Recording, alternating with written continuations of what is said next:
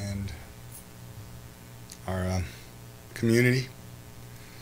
Corporal Ronil Singh was murdered on December 26, 2018, when we laid him to rest on January 5th, 2019. Ron was our employee working with us in the city of Turlock as a family for over 4 years as our cadet. We miss him dearly and we'll never forget him. I ask a moment of silence in his memory, his honor, and in the memory and honor of all of the law enforcement officers that were killed in 2018, a 17% increase over the year previous. And we've already had another officer killed several days ago in Utah.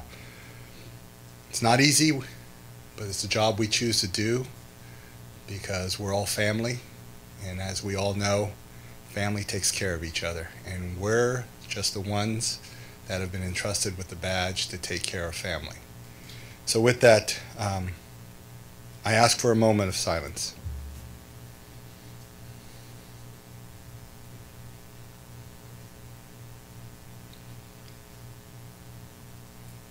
And I thank you, and I have one more thing, Madam Mayor, if that's okay.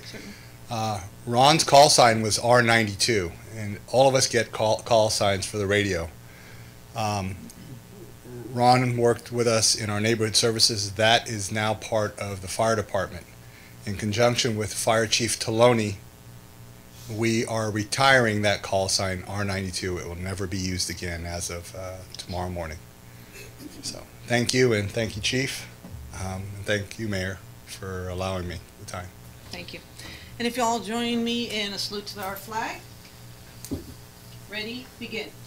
I pledge allegiance to the flag of the United States of America and to the republic for which it stands, one nation, under God, indivisible, with liberty and justice for all. Thank you. You may be seated. Let me grab this.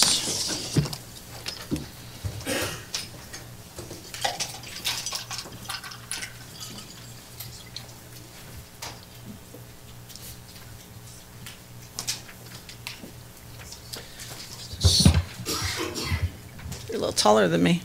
So if I could have our special employee, Janice Virgo, come up here, please. Let's give her a hand while she's walking up here, please.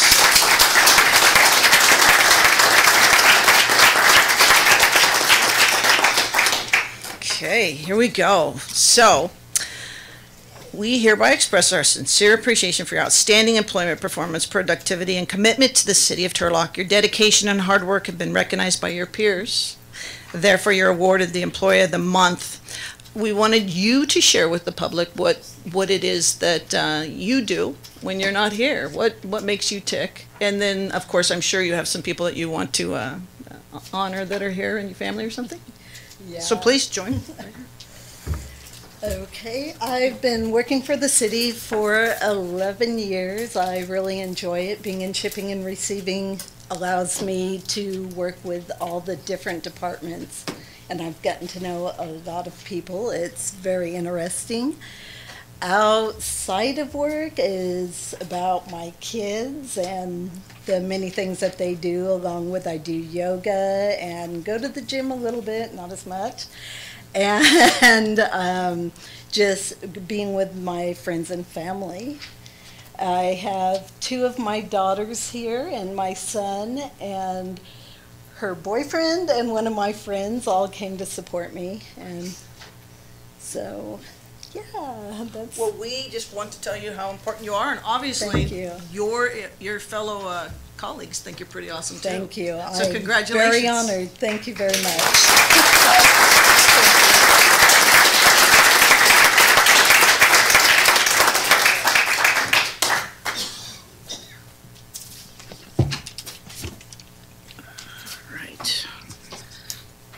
So we have an appointment for vice mayor. So historically what happens is that the person with the most seniority and who had the most votes takes that lead. You guys have a couple weeks on you right now, so if I could get somebody to make a motion and for the vice mayor to be Councilmember Scare? Okay, we have a motion by... Motion and a second, okay. So, clerk, call the roll, please. I'm not even asking if you wanted. Yeah, just say, can I go? Appointing Councilmember Esquer as Vice Mayor for the 2019 year. Councilmember Nazrati? Yes. Councilmember Larson? Yes. Councilmember Esquer? Okay. Mayor Bublak? Yes. Thank you. Thank you all for that. And then the appointment to City County Disaster Council. Let me just back up for just a second. So what I'm doing here is I'm trying to save the majority of them, but if there's some meetings that we have to do, so that when the fourth person seats, we can all have a little bit of, everybody has a little part of it. So on that, 23 years in law enforcement, 7 years on the ambulance, I'm thinking that disaster might be my role. But it's up to you. You guys can make a motion if you'd like. Move to nominate mayor. And we have a motion and A second. we have a second. Okay. Clerk, we call the roll, please.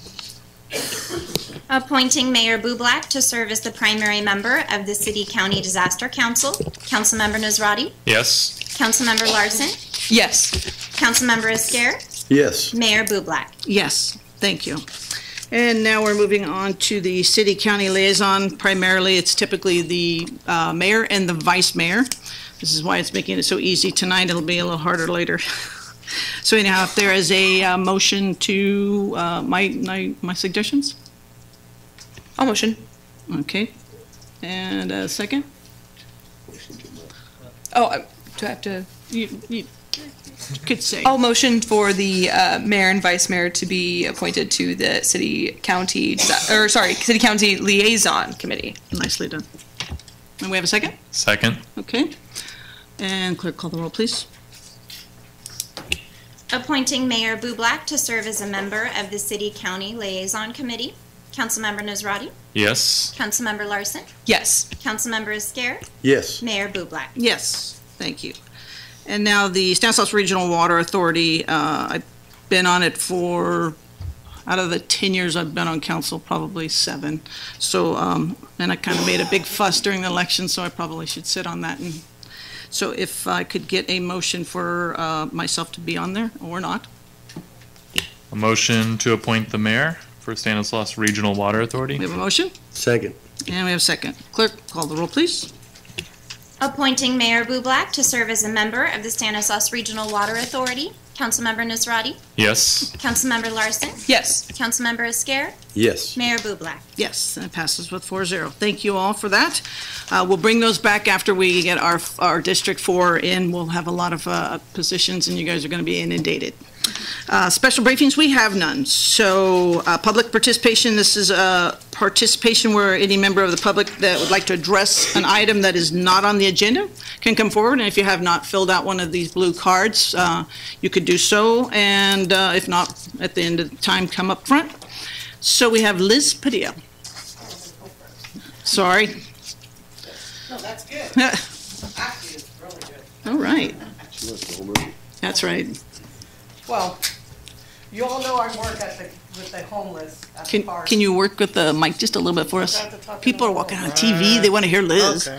Okay, everybody knows that I work with the homeless. I'm their advocate. And we know we have a lot of problems there right now. And it's gotten kind of crazy because now I see both sides. Because I know that we have our heart for it. We love it. We try to help them. And I want to say, I really give props to Mark Gomez. I've been working with him. And we talked today, and I'm letting them know that, yeah, we do have a lot of safety issues there right now that need to be cleaned up. And I was all for it because I was one of them that they had a tent, and I guess it was coming around or something, but I landed up falling. And I had to go to the emergency room. And I told them, you know, this is not safe. And this is what we're talking about, all the things that are here and all this is happening. And, you know, and you get the ones that want to comply and you get the ones that don't. So I see that, and I really thank them for that. And the police department, I'm going to have to bow down and tell them I'm really proud of them. If you guys haven't heard, Jason, his wife and family, they have helped them get a place and furnish it, or they'll be moving in next week. That's awesome. So that's awesome. I mean, totally put them up in the motel. They kids are like on fire. I mean, because I go over there all the time, and they're just like, we were just really thankful that they were able to get out of the street and from all this that's going on right now. Because I see a big difference without Jason there, and then me following. I was there every day where we had it cut down, but now that I can't go the complete day, it's hard. So we know that they're going to go tomorrow, and they're going to sweep it and get rid of all the stuff. And I went out there and I talked to every one of them, and I told them that their tents need to be moved. They need to be rowed up. They need to be taken with them when they leave tomorrow. And so that's going to happen at 2 o'clock tomorrow. So, because we know we have a problem and it's out of control. Right now it's really out of control. So the ones that want to really be there, you can't tell them they can't sleep there. So the ones that really want to be there, we told them you could bring your tent, your blanket, and their water or whatever, but that's it. Nothing else. Until they find a place, I guess, you guys put them. And we need to do that right away, because the day center is not going to get it. We're having problems at the day center where they're arguing with the people next door, they're breaking into things, and things are happening there. And I mean, who would want to go stay at a day center where you have to sit in a chair all day or put your head down and go to sleep because you can't lay there because of fire issues? You're there just to stay warm. You fall asleep sitting down, that's okay. So we know we have to take care of that.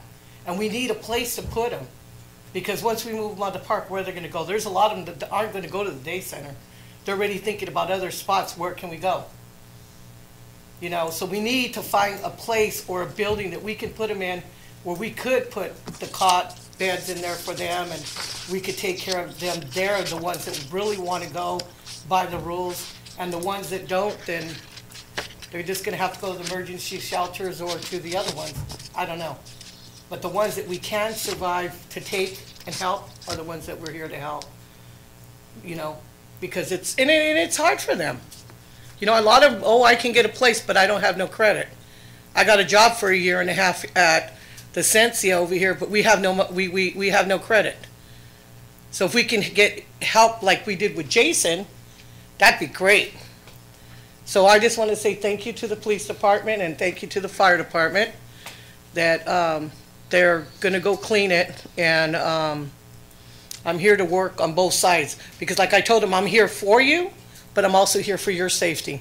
Good. Because if I'm not for you, if I'm going to say I'm for you, I have to be for your safety too. Sure.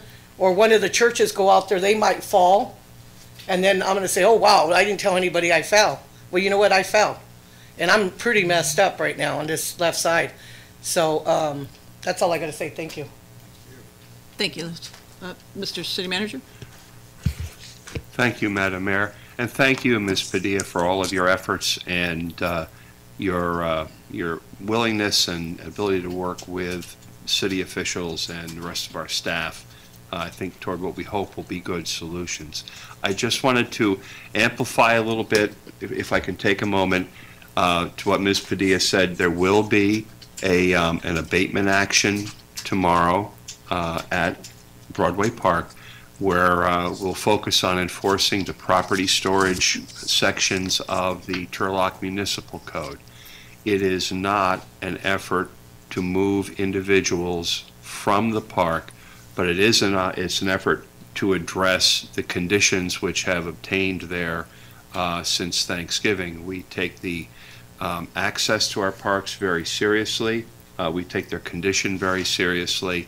And so this is an effort to address conditions and property storage, not the rights of people to be in our public parks. And I want to also make sure that folks understand we're going to continue keeping an eye on all of our parks to prevent any of them from accumulating large property storage areas and the like. And as Ms. Padilla mentioned, sometimes you've got a tent and you can't tell the tent from the pile of belongings that are covered with a tarp.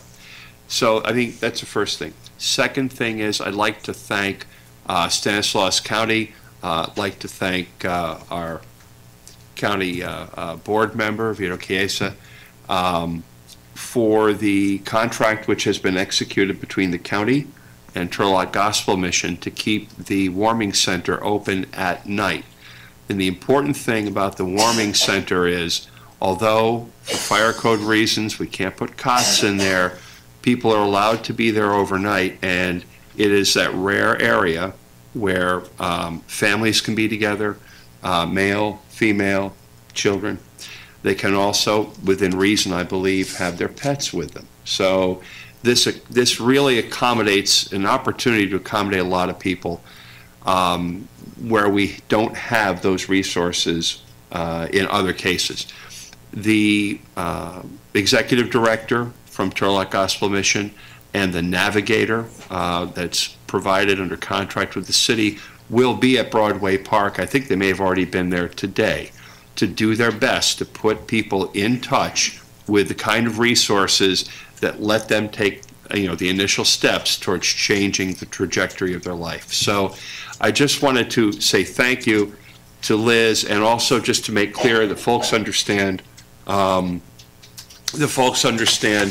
the intent behind the abatement action that will be undertaken under the leadership of our fire department tomorrow, and that we will continue to, we're going to work and maintain a high standard in our parks so that they can be enjoyed by the maximum number of people.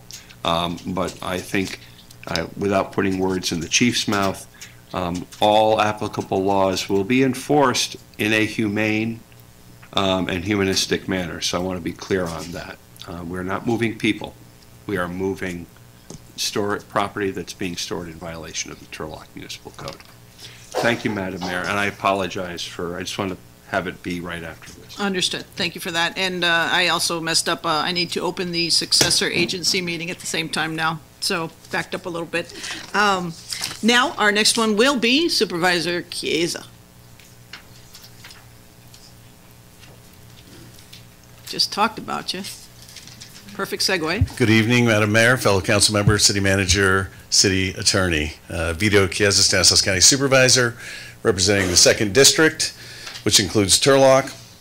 I just crossed one of my things off my list. That was really good, but I appreciate you acknowledging, but remember that the $25,000 with the county wouldn't be possible without Christian and Bernardo and Marin Pitt. We've been working hand in glove with Marin on issues.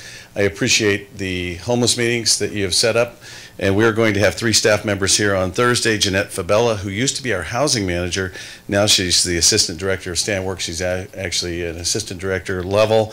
She's forgotten more about housing, transitional housing, but she will be a huge resource. Kyle De Jesus, who is working in the CEO's office. He's a housing and supportive services manager.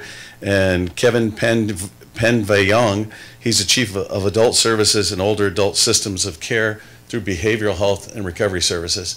I heard at the last meeting, I was in one of the breakout sessions, and I know we had 4 members from the county here that were in each of the breakout sessions that we kind of downloaded together, but I had heard about how successful people thought the pop-ups were, the behavioral health pop-ups. We'll have discussion, but that's why he's going to be attending. It should be a good meeting, and I look forward to the results and partnering. And so today the board took action on a pilot program, and it's the Downtown Streets team. It's a combination of the City of Modesto, our Stanworks, which provides some job training monies, Stanworks, and the Community Foundation. Those are the 3. It's going to be $600,000 over 3 years, $200,000 a year. The pilot program is going to start almost immediately within the next week or so. This is providing job opportunities for homeless people who are going to be doing things, picking up trash in the community, who are going to be painting over graffiti, doing things that give some self-worth. I'm really excited about it. It's been successful in other places, and we're about ready to staff up. If this pilot program is successful, I'm going to be looking to come here in this area and replicate it. There are other opportunities, funding opportunities from people like the irrigation districts that have canal banks that need access down alleyways. They've been successful in helping clean up those because alleyways, not so much in Turlock, but if you're in the unincorporated areas, Keys, Denair, they tend to accumulate some garbage, and some of the areas of Modesto. So excited about that. Last thing I wanted to remind everyone, there is a job action happening in Stanislaus County, which means a strike. It's one of our bargaining units is striking. They're part of the mental health clinicians, social workers, some of the animal services areas. So far, we have not missed anything, but if the job action continues, it started last Thursday. We're in our we had 3 full days of it and a partial day today. There may be some interruptions in service. I want you to be aware, but we're acknowledging so far things have gone okay. And then the last thing, the chief had acknowledged the death of Corporal Singh. I have to tell you that it's a terrible thing in certain instances of what brings a community together, that it takes the death of a police officer. But I can tell you in law enforcement with the local agencies, Turlock, Ceres, Modesto, the Sheriff's Department, the state, the CHP, the Federal Officers, Department of Homeland Security, ICE, the FBI, all were involved in capturing this gentleman. But it shouldn't be just in death that this happens. We should constantly be talking. We're very fortunate locally. We have good synergy between the departments, but I just want to thank the chief and all of his officers and all the other law enforcement officers for what they did in these times. It's really unbelievable, and hopefully we can, again, use this as a platform for other things. So I appreciate. Any questions? Any questions out there? Out there. Easy stuff. All right. Thank you again. Thank you, Vito. Jason Tosta.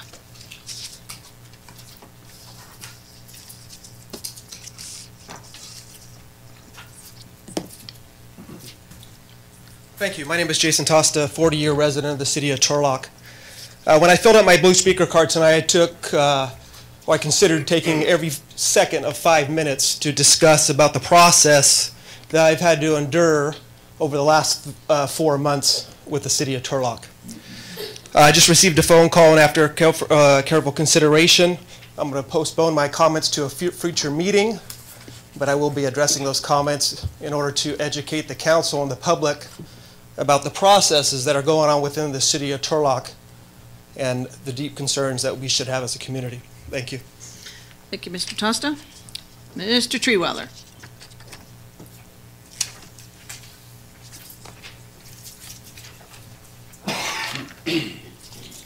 Have a handout coming out to you.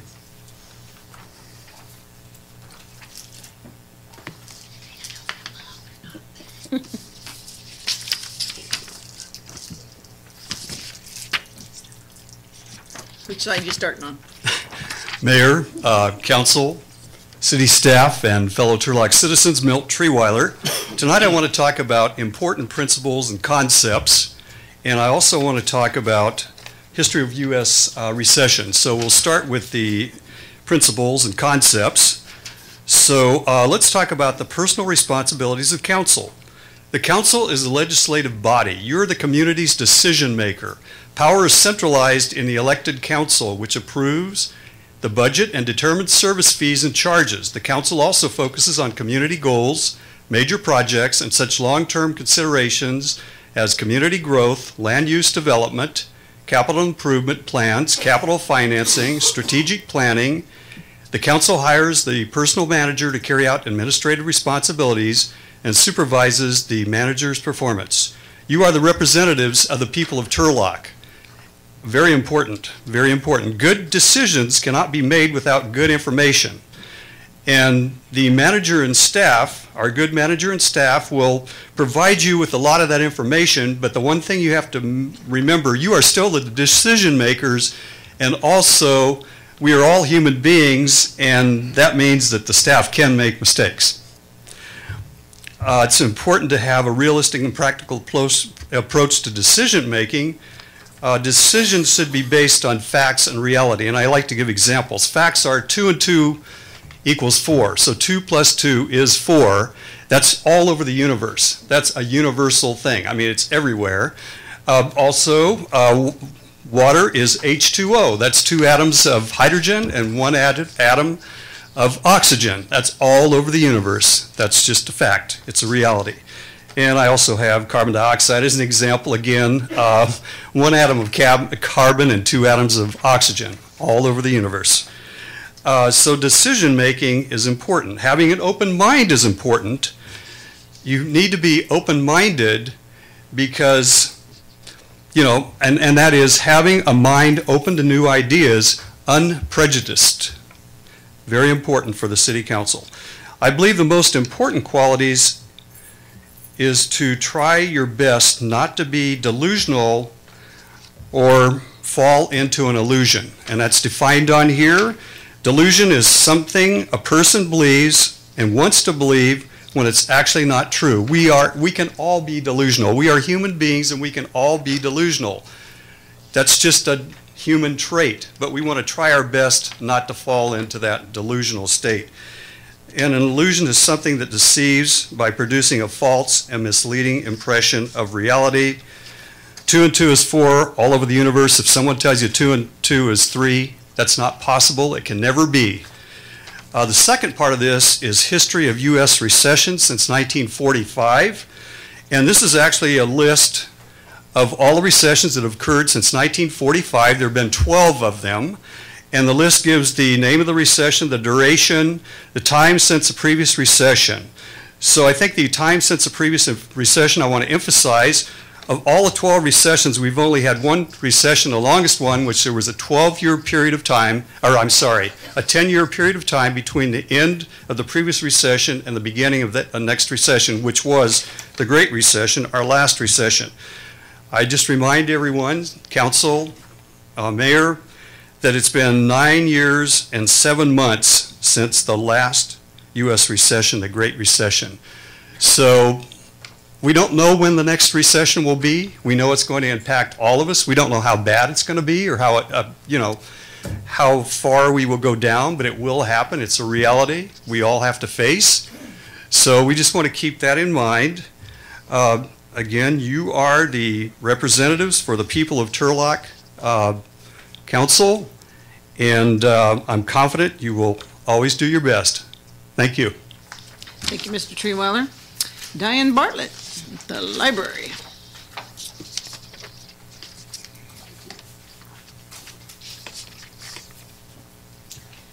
Thank you, Mayor. Good evening, council and members of the community. My name's Diane Bartlett. I'm the supervising librarian at the Turlock Public Library. And it's January, a new year, and new calendar year. And with the new calendar year brings the library's annual report for fiscal year 2017 and 2018. It's available at your library and on our website. I just wanted to take some time tonight to point out some highlights. New this year is a program called Discover and Go, where you can get free tickets to a variety of museums and activities to go with your kids. For example, the Bay Area Discovery Museum or Crocker Art Museum. You can obtain these tickets with your library card through our website. We also started a new interlibrary loan program called Link Plus, or we joined into that program so we can get books for you from libraries outside of Stanislaus County, and this is a free service. All our libraries have library document stations, so you can email documents to a recipient. You can fax documents for free. You can copy your material, and we do charge a small fee for that, but that's available as well. We also have mobile printing, so you can send those prints to us from your home, come on down, and then print them at the library. This report talks about some new projects, including the expansion of the Turlock Library. And there are some other highlights in here, such as how many checkouts that we have system-wide and how many people come through the door. For Turlock, our highlights are that we are behind Modesto. We are the second branch in terms of door count. We have had 185,642 come through the door last fiscal year. We are the second in circulation. We have circulated over 200,000 items. Our computer sessions are high as well. We have 20,158 people who come in and use our computers, and people who use their devices at the library, 26,074, and that also is second behind Modesto. So we are a very busy branch and well used, and I know well loved, as a customer recently told me. You know, she came in to get some answers to some questions, and she says, now I tell all my friends, go down and talk to the librarian at the Turlock Library. She's a wealth of information. So we are exceptional. We can always do more, and we're there for you. Please let us know how we can help you. And we couldn't do what we do without the help of our Library Foundation and our library friends. And I know everyone asks about the library's annual, or the Friends of the Library's annual book sale. It is happening. Thursday, January 24th from 4 to 8 for members only. January 25th from 9 to 7. January 26th, Saturday from 9 to 5 at the First United Methodist Church, 1660 Arbor Way. Thank you so much for your time. Thank you. Lorraine Norling?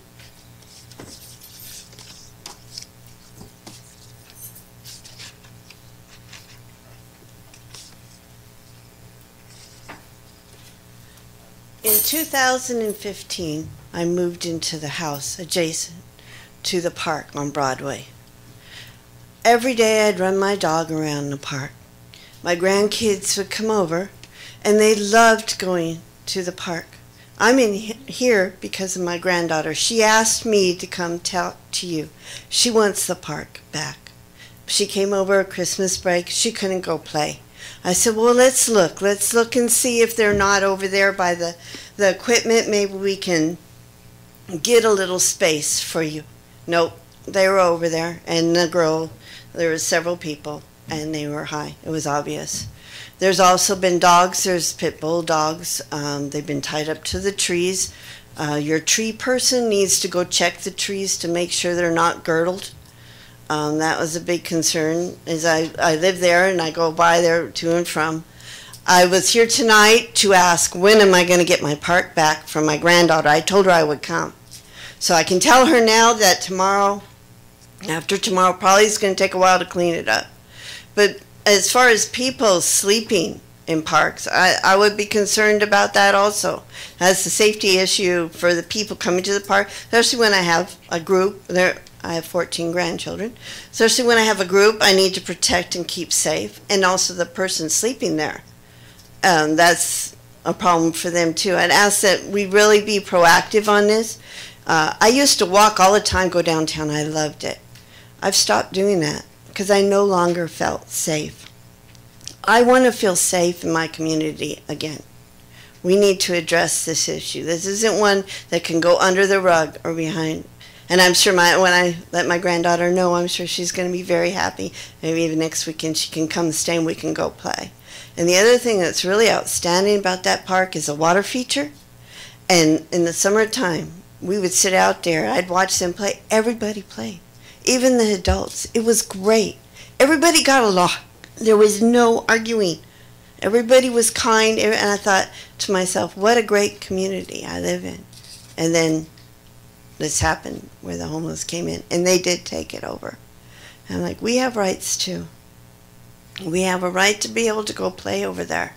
My yard isn't very big because I live in the older part, but having that park over there really made a difference. And you guys got 2 slides and swings and a baby swing.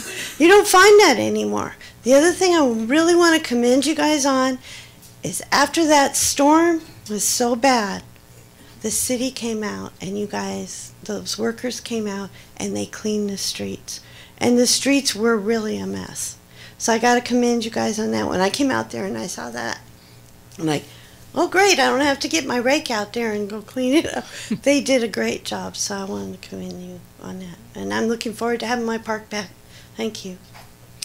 Thank you, Ms. Norwick. Mr. Ed Mays? You have 2 cards, so I'm not sure. You're looking for 10 minutes? One will only take 1 minute, but let me go with a long one first. Sure. I'm going to tie in with what she just said. I'm actually a resident of the Broadway area too. First of all, I want to congratulate you new members, the new seats and all that, congratulations. We're looking forward to great things. We expect a lot from you because we elected you. So, but as residents is here to help you too, but you need to let us help you also. But anyway, I was here a month ago. I addressed the council, but it was a different council at that time. And it's about the neighborhood park. We, the residents of the area, feel our park has been stolen from us. I echo what she said. I cannot bring my grandkids there to the park. Some of them live in the neighborhood, some of them don't. They don't want to go there because they see these people and there's dogs running loose. Sometimes they're on leashes, but they're not tied up, or they have 20-foot long ropes on them and they're running wild. There's people that used to exercise in the park every morning. They don't go out there anymore because they don't feel it's safe. Parents used to bring their young children out there every day. That doesn't happen anymore. People along Broadway, people down Park Street, around the whole neighborhood, they would come there and spend an hour or two in the park. They don't do that anymore because they don't feel it's safe. Some of the people in there are probably fine, okay, some of them are not. A few of them have caused some very intense situations. They've actually lowered the quality of life in our neighborhood, and the neighborhood is very upset with that. Last Wednesday night, for example, there was about 10:30 at night. I was in the back part of my house getting ready for bed, and we heard this very loud yelling and cursing. So I picked up my window to see what it was, and it was a lady, well actually it was a woman, because the language she was using I don't even use. And she was yelling at the top of her voice to somebody over in the park, and it sounded like it was a male because I heard him answer back, but I couldn't see him. They were both dressed in black. I did not call the police because she was starting to walk down the road. By the time I called the police, she would have been gone. Wearing in black, the police officers, they have more important things to do than chase down a yelling person. And I understand that. But I did hear it was posted on Facebook. My neighbor said, oh yeah, somebody actually posted that on Facebook, the yelling and cursing. So I don't know how you get there. I don't use Facebook. I don't know how to do that, but it's on there. There's also been continual problem with trash. For a point there, the litter in the park was actually being picked up very well, but the neighborhood was not being picked up. When the people would leave the park, they just threw stuff around everywhere. I have trash in my yard almost every day. Beer bottles, food containers that people bring to the park to feed the homeless. They leave the park and they strew stuff all over the street and in my yard. And not my yard, just everybody's yard. You know what, and we're getting really tired of that. There has been a lot of people actually walking their dogs around the park. A few of them still do, but they're very, very cautious. Some of them have not been able to actually walk on the sidewalk because of stuff stored on the sidewalk. My neighbors have actually told me of many issues they have encountered here. A few of those neighbors are here tonight. Some of them are very actually scary. There is a widow who lives right near me. I'm not going to identify her, but she was actually approached by one of the people living in the park, and this person came up and asked her, are you living alone? And she does have a son living with her, but that scared her so bad she doesn't even go outside and do her yard work anymore. And that is not right. Why should us residents be scared in our own houses for something that the city has allowed to come over, and you guys, they have stolen our park from us and degraded our neighborhood? My wife has been actually extremely upset and scared, and there's no way I can comfort her. How am I supposed to feel? How am I supposed to take care of her? You guys have created something that I cannot control. She doesn't feel safe leaving the house. She doesn't feel safe in the house. Last month, the city did come out and they removed a bunch of stuff. Sound like the same thing is going to happen tomorrow. And at that time, a police staff person, they were going door to door. He came and told me directly face to face that we are removing the people, we're removing the stuff, and if they return, they will be arrested. That didn't happen. Some of the people never left. Some of the stuff was always there. May I continue, or? Sure, you were going to merge that into the second card, right? Thank you.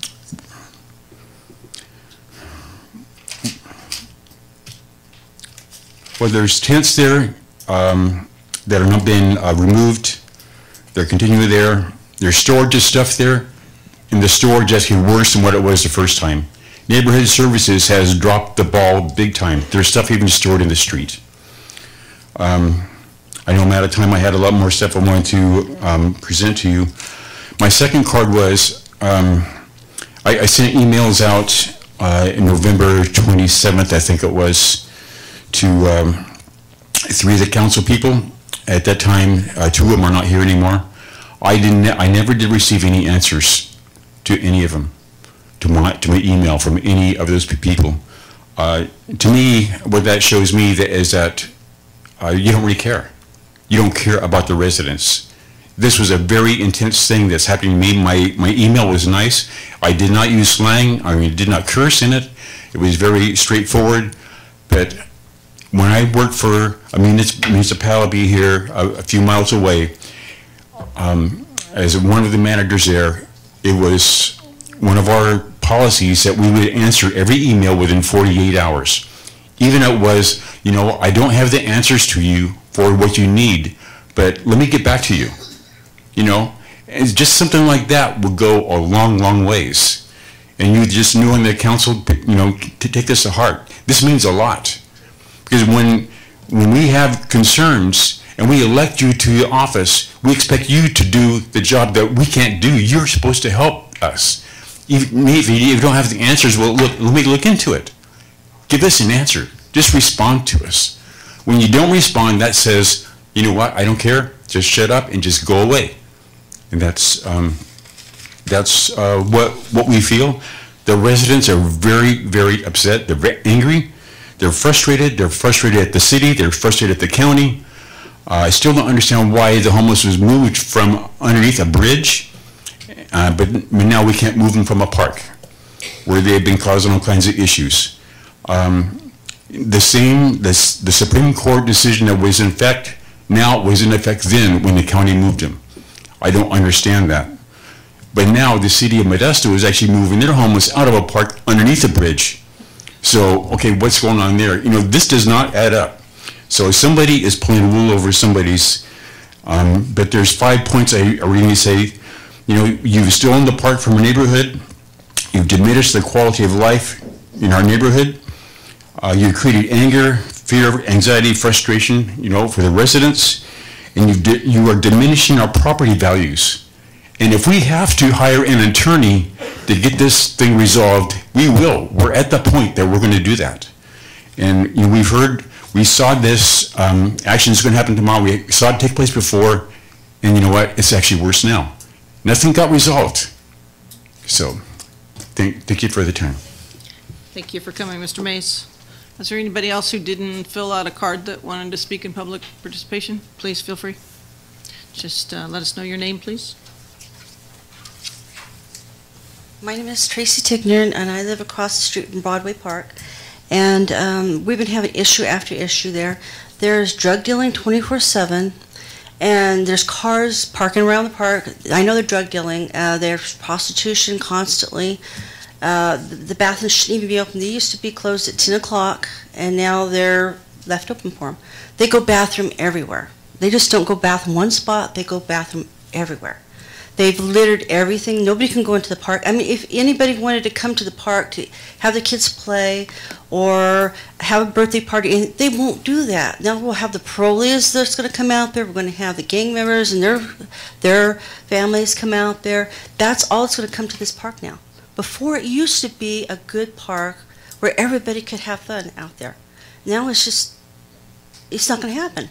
I mean, it's just, and they broke our fence 5 times now. 5 times they busted the fence. And then the neighbor that he was talking about, he lives right across the street from us. The neighbor that I won't tell you who she is, but she's older and she lives with her grandson, and they broke into her back door. And he got him down on the ground. He has a gun. He got him down on the ground, called the police, and then a while later, after he got out, he went right back into the park. There's people hiding out there. from the police. There's all kinds of activity that's 24/7. I can't even go out and water the lawn or anything, or go take care of the yard. They're stopping, trying to proposition you, and they're coming up around you asking for food or asking for stuff, and I have to run them off from the house next door. And that's 15 times already I had to run people out. And one had a machete. So it's dangerous. They have guns, they have knives. It's just very dangerous. So we need to do something about this. It can't stay this way no more. This does wreck our property values 100%. And it needs to be addressed. You need to move them maybe to a warehouse somewhere. I don't know if that's proper or not, or a proper place for them to live.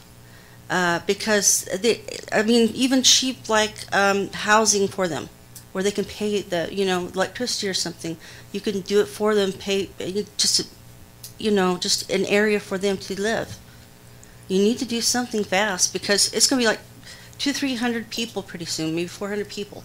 It's more and worse coming. It's not stopping, and we're going to have to sue, because it's getting worse. We couldn't move if we wanted to. It's that bad. So you guys are over on the other side of town. You don't know what's going on. We're there 24/7. We live there. We know what's going on there, and it's dangerous. And I've got 3 kids, and it's very dangerous. They don't even want to go outside half the time.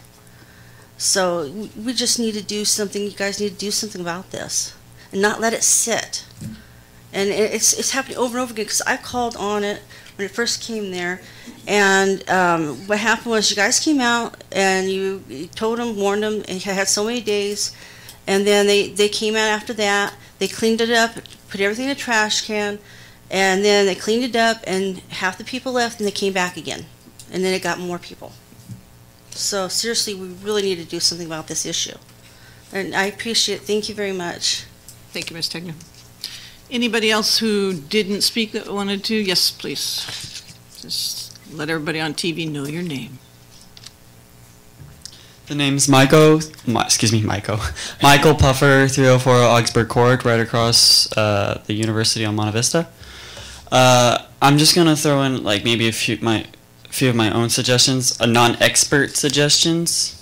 What could help to combat the homeless issue? You could maybe reevaluate zoning laws, maybe promote more high density rather than low density, because I don't know if the suburban lifestyle is going to be in the future in American life. And maybe look at housing laws, or maybe loosen up to promote high density housing in apartment complexes, because a lot of homelessness is caused by housing affordability. And one thing you can maybe look at is eliminate parking minimums across the board, because parking minimums possibly could discourage private developers, both in commercial and residential. So I'm just throwing in a couple of suggestions. Yes. Thank you, Mr. Puffer. Okay. Yes, come forward if you. Oh, okay. Trying to get through there, huh? It was for him. Oh, I'm sorry. I thought he was. His hand go up.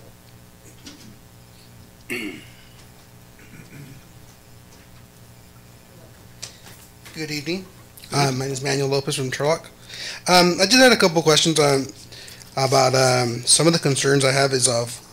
I live off of Berkeley and Glenwood.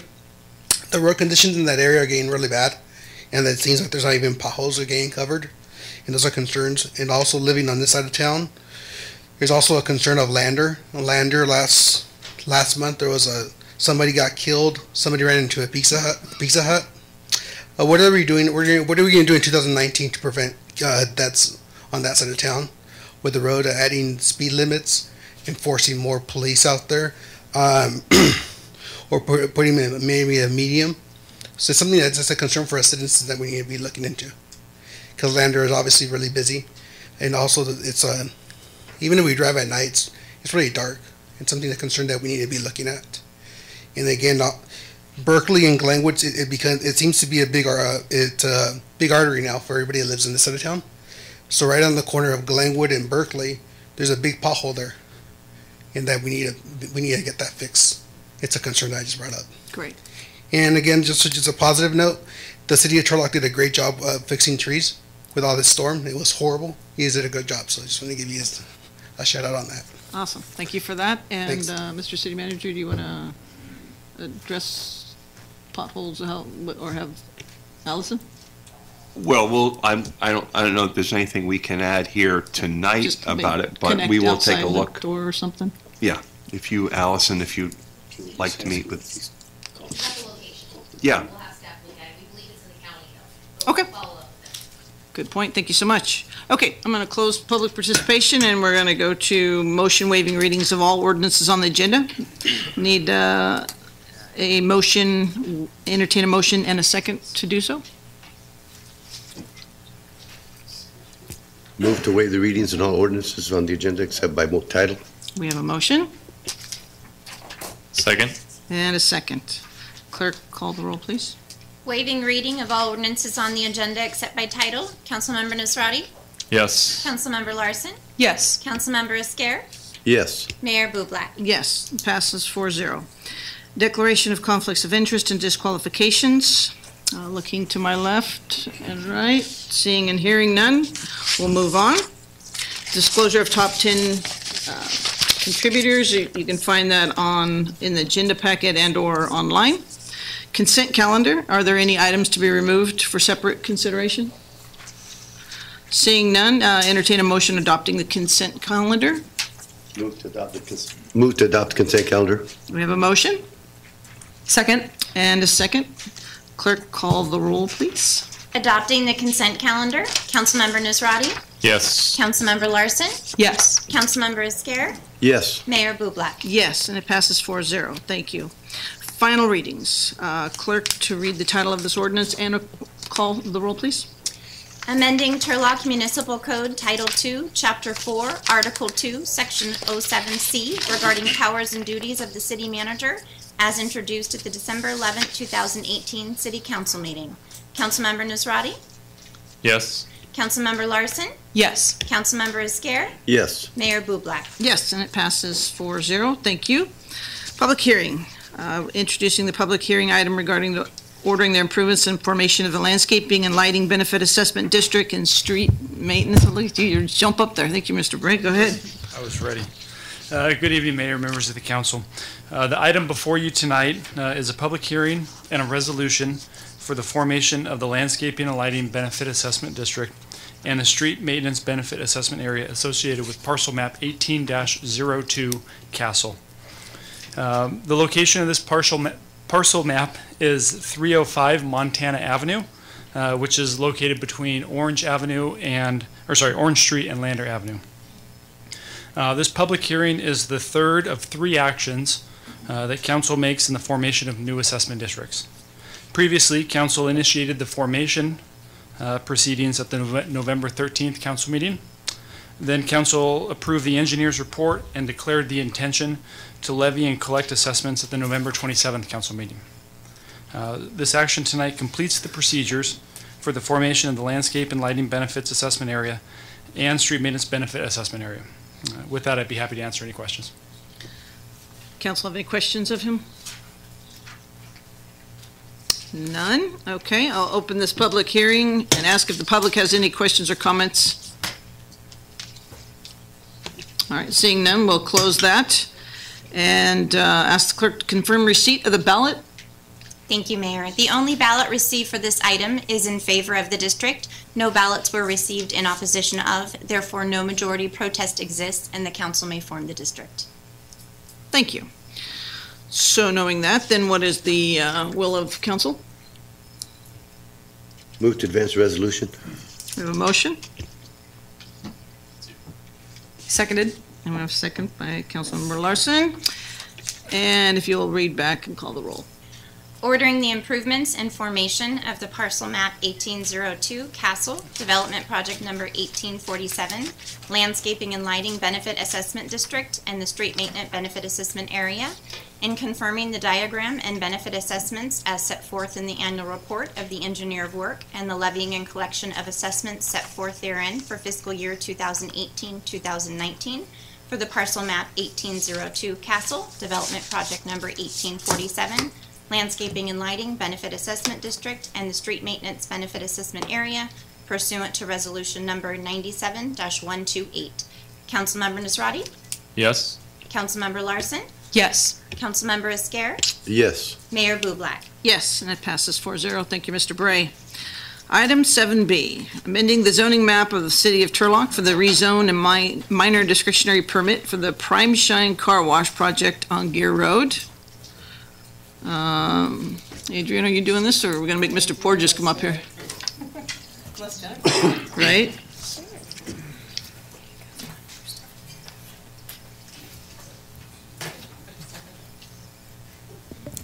Good evening, Mayor, council members. Tonight before you is a project that is twofold. We're requesting for a rezone of 2 properties on Gear Road. Sorry, there we go. The properties are located at 1400 and 1398 Gear Road. It's the former Reflections Car Wash, and currently the smaller piece outlined in yellow is the auto lube and oil facility. In 1987, the City Council approved a general plan amendment and a rezone for the properties that were originally zoned for office use and medium-density residential. They were rezoned to a planned development to facilitate the construction of the Reflections Car Wash. So a planned development is typically specific for a specific project. There's some type of deviation in that project that necessitated the planned development. So the Reflections Car Wash, the rezone, because of the type of use would not have been allowed in that zoning district at the time, there was a general plan amendment and a rezone done at that time in 1987. So in 1990, the Planning Commission also granted a conditional use permit, and that was to facilitate the construction of the auto loop that is still operating. In 2013, Reflections Car Wash ceased operation, and the facility was demoed I believe, in 2016. This is a site plan of the application from Prime Shine Car Wash. Although the property is located on Gear Road, it is surrounded by, let me go back to this picture, it is surrounded by residential to the east and a residential property to the south. And we have a mix of commercial uses across the street, which is the Walgreens Car Wash. So the site plan, this is the site plan of how Prime Shine is expecting to lay out their property. They're requesting for the rezoning from the plan development to a community commercial, which is our commercial district that allows for a broad range of retail uses, hotels, anything the typical that you see along Gear Road. Those are commercial uses that would be allowed if you do approve the rezoning. Currently, the plan development is very specific to the Reflections Car Wash, to their footprint, and to their uses. So the request for the rezone would open up the future development of the properties to the more broad uses that are allowed in that commercial zoning district.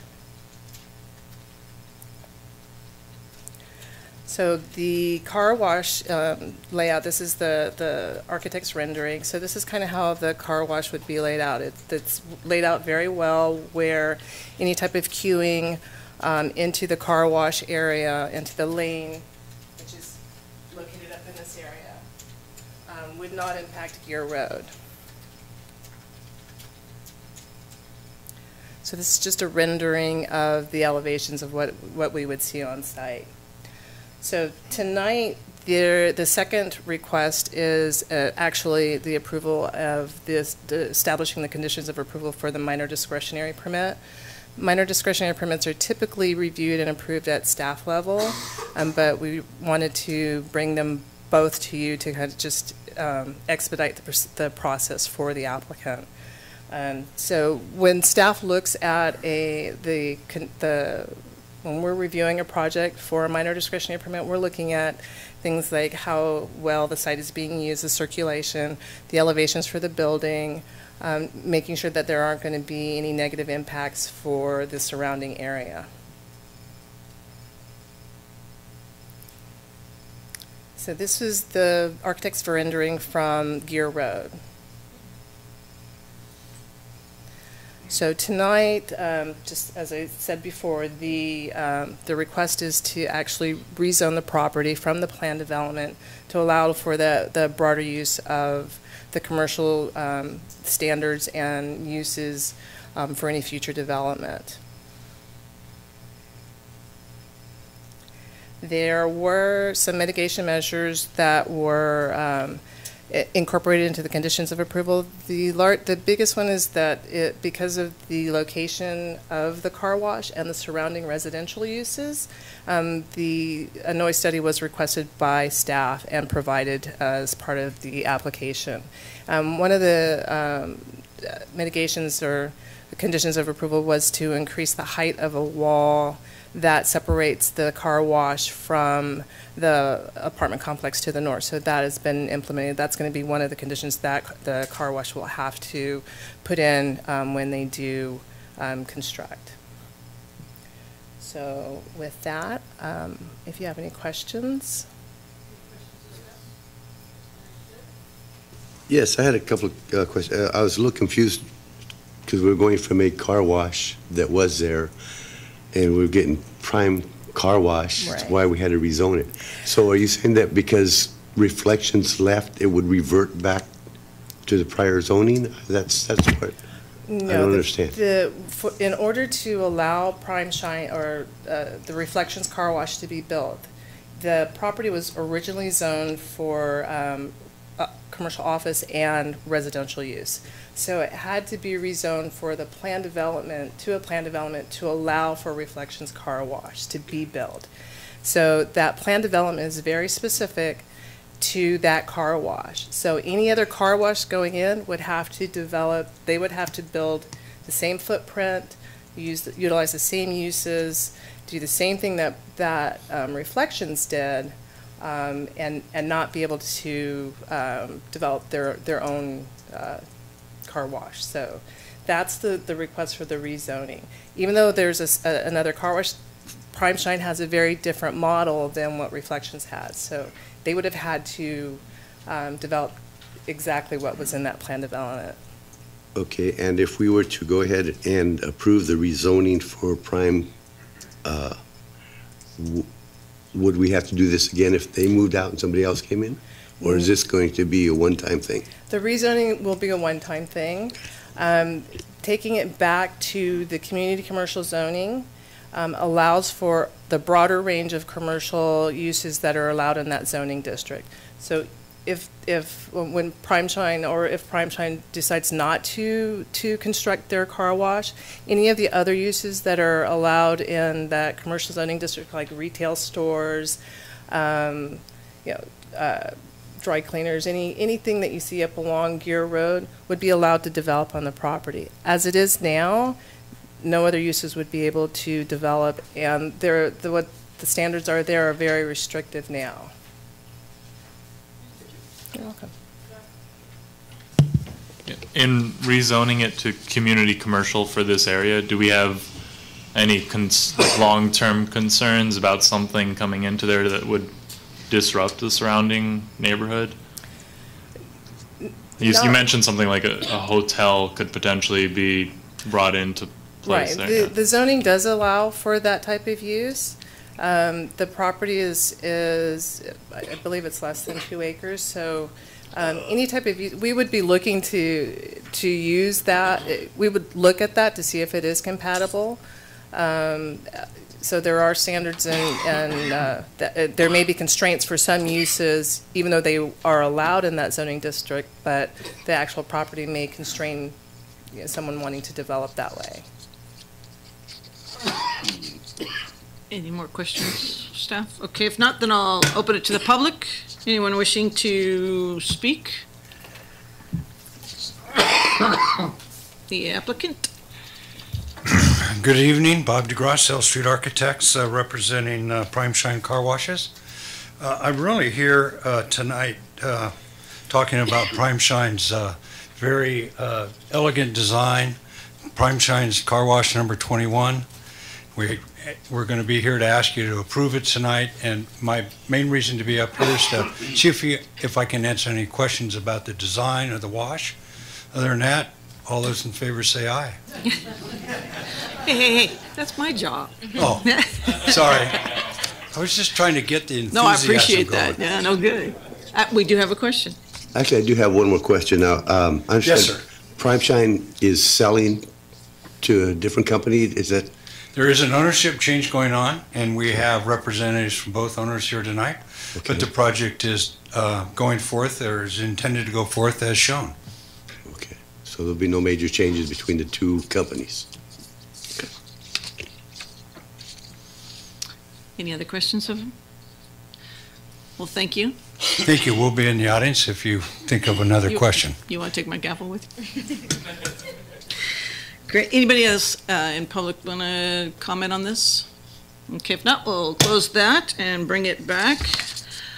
Before taking this action, I just want you to know that the resolution establishing the conditions will not be acted upon tonight, and that'll be brought back on January 22nd. So we'll take the resolution and the ordinance now, and then come back and finish the ordinance and the other resolution at another time.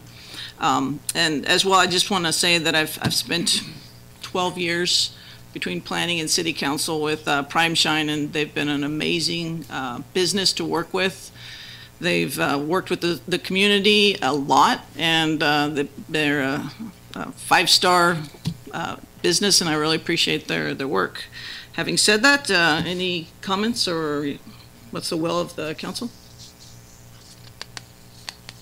A motion to adopt. Okay, we have a motion. I'll second. And we have a second. All right, that's on the resolution, so will you read back the resolution? Call the vote. Thank you, Mayor. Adopting the mitigated negative declaration and mitigation monitoring and reporting program for the Prime Shine Car Wash project, rezone 2018-02 and minor discretionary permit 2018-08. Councilmember Nasrati? Yes. Councilmember Larson? Yes. Councilmember Esquer? Yes. Mayor Bublak? Yes, it passes 4-0. And the introduction to the ordinance. Anybody? Okay, we have an introduction by Vice Mayor Esquer. Second. And a second by Councilmember Nastradi. Call the roll, please. Introducing an ordinance amending the zoning map of the city of Turlock, California, attached to Title IX of the Turlock Municipal Code, rezone 2018-02, Prime Shine Car Wash, and setting the final reading date for January 22nd, 2019. Councilmember Nasrati? Yes. Councilmember Larson? Yes. Councilmember Esquer? Yes. Mayor Bublak? Yes, and it passes 4-0. And again, we'll be bringing this back on the 22nd at the next meeting, and appreciate your time for coming for this. Thank you. Item C, amendment to the Turlock Municipal Code regarding the 2016 California Fire Code and specific modifications based upon local conditions. Fire Marshal?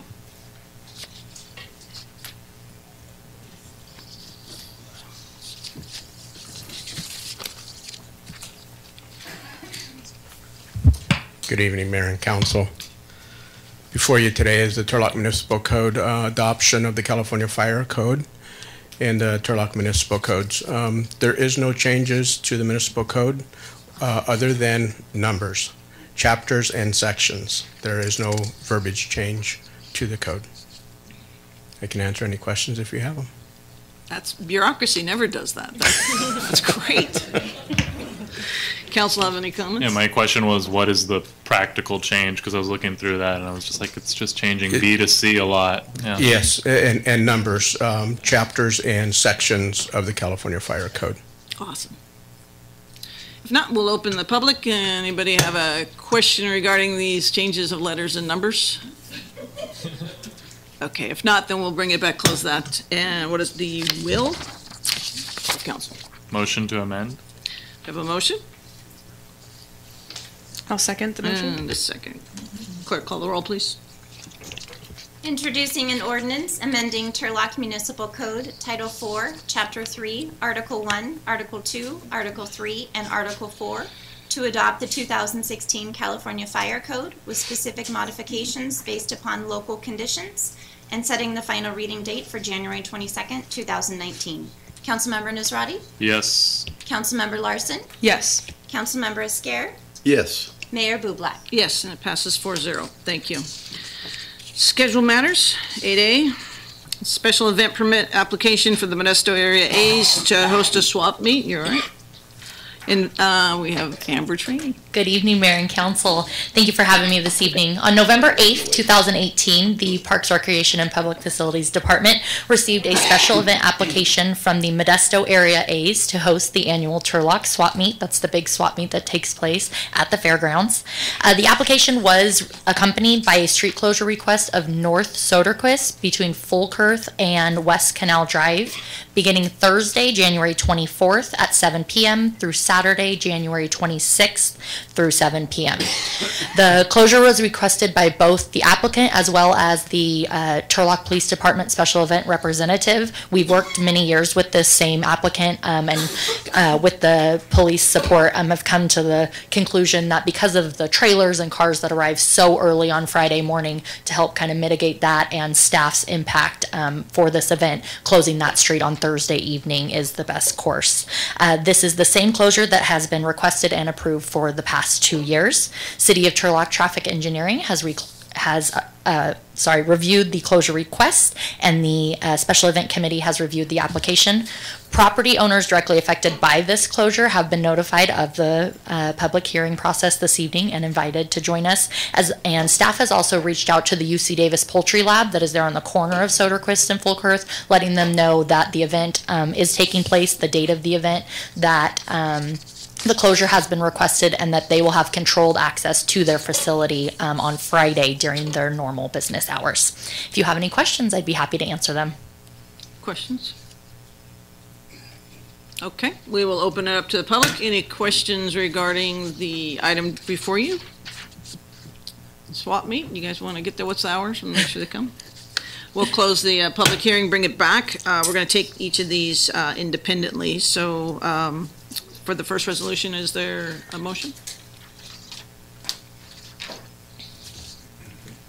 Cal, motion to, which one are we on right now? The determining the closure of? Yes, the determining the closure. Okay, we have a motion and? Second. We have a second. Clerk, call the roll, please.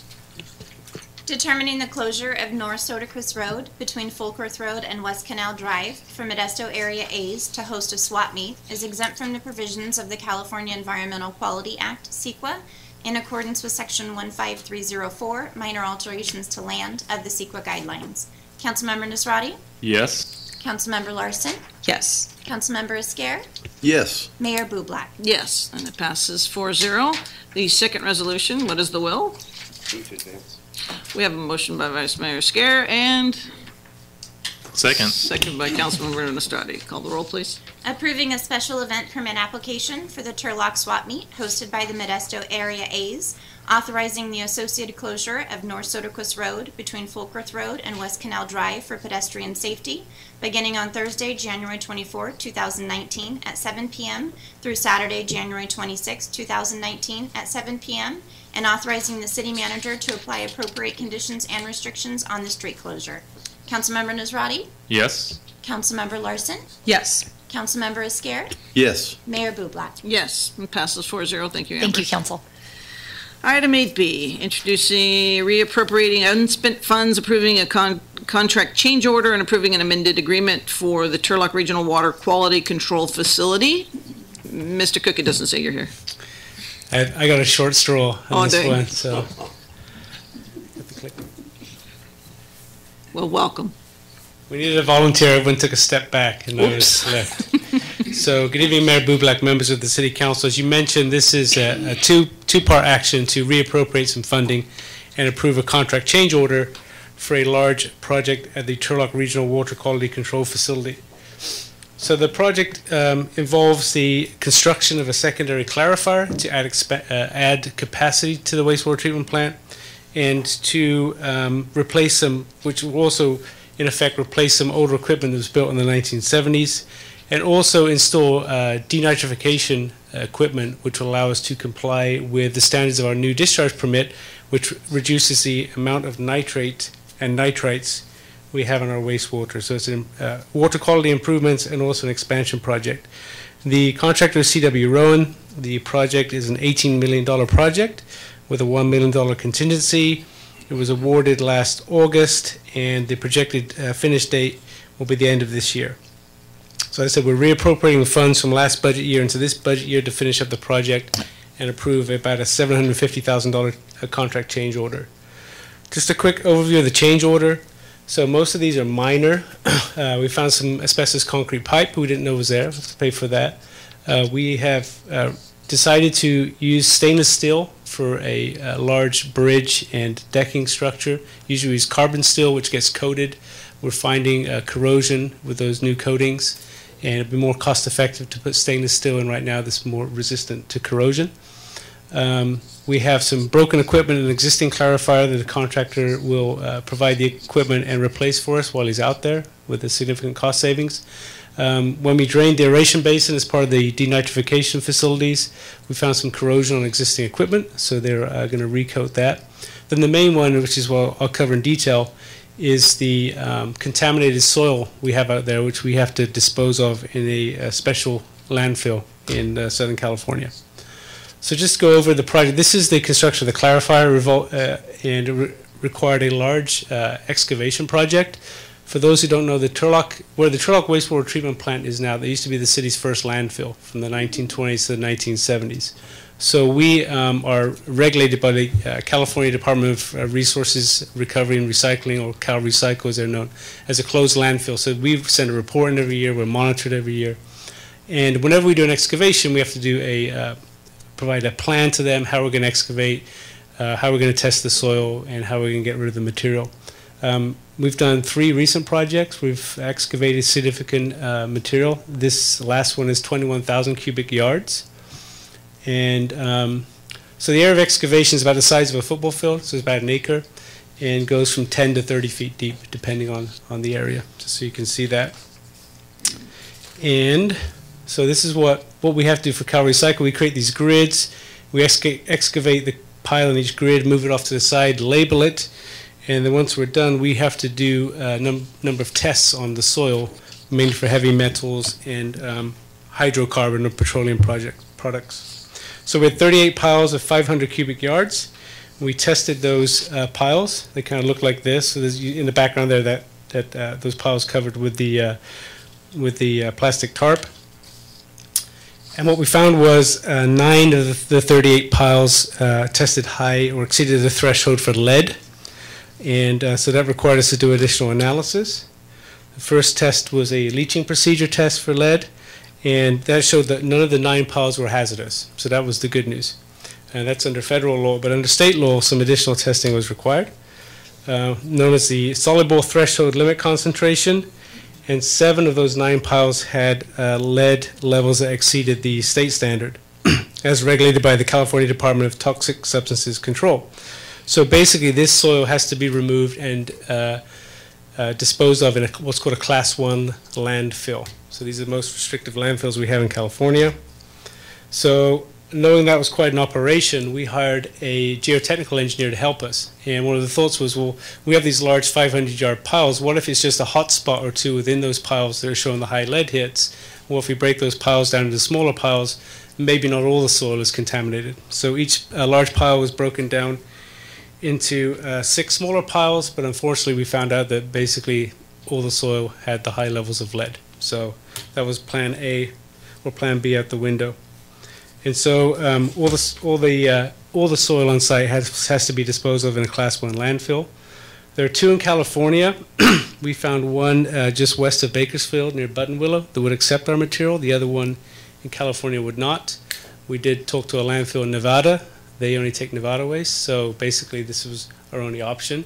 So this is a large haulage operation. Basically it'll be 218 truckloads of material, 12 trucks a day over 18 days. And that's a picture of the type of trucks they use, the double trailers. And it goes down to Button Willow, as I mentioned. And then the contractor we have, CW Rowan, will help us with loading, dust control, and everything we need to load up the trucks and make sure we do it in a safe manner. And so that's basically the project. 85% of the cost is the company Clean Harbor, which operates the landfill, and their trucking company, and 15% of that project cost will go to our contractor to load the trucks. And so the total cost is about $625,000. The price per ton is about $125 per ton. So we're trucking a lot of material a long distance and disposing of it in a specialized facility. It gets expensive. That's basically it. When the project was awarded as an $18 million project, we had a $1 million contingency. So the contract change order tonight is for $750,000. So that's covered under the contingency. However, we are recommending you do appropriate additional funds tonight because the project's only about 50% complete. There will be, or typically there will be, other adjustments as we go forward. The lead piles, in the past, typically probably cost us about $100,000 to move the dirt around.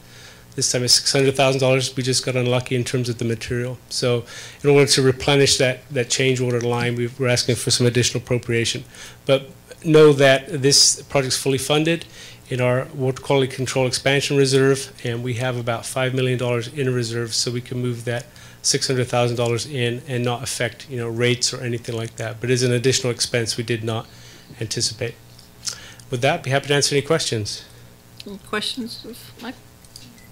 So on the note of excavation, how much more dirt do we have left to move for this project? Is it about 50% of the way done there? Well, for this project, we're done moving dirt, so we're good. But over the years, our plan is to keep expanding the wastewater treatment plant on that site. And again, as we go through the process next time, we will be facing the same thing. I think next time, like I said, I've been involved. This is my third project. The two previous projects showed no hits. I don't know if we found a new location where there's more contamination. I think if we do another project in the future, we'll definitely do more soil testing ahead of time to see what we're up against.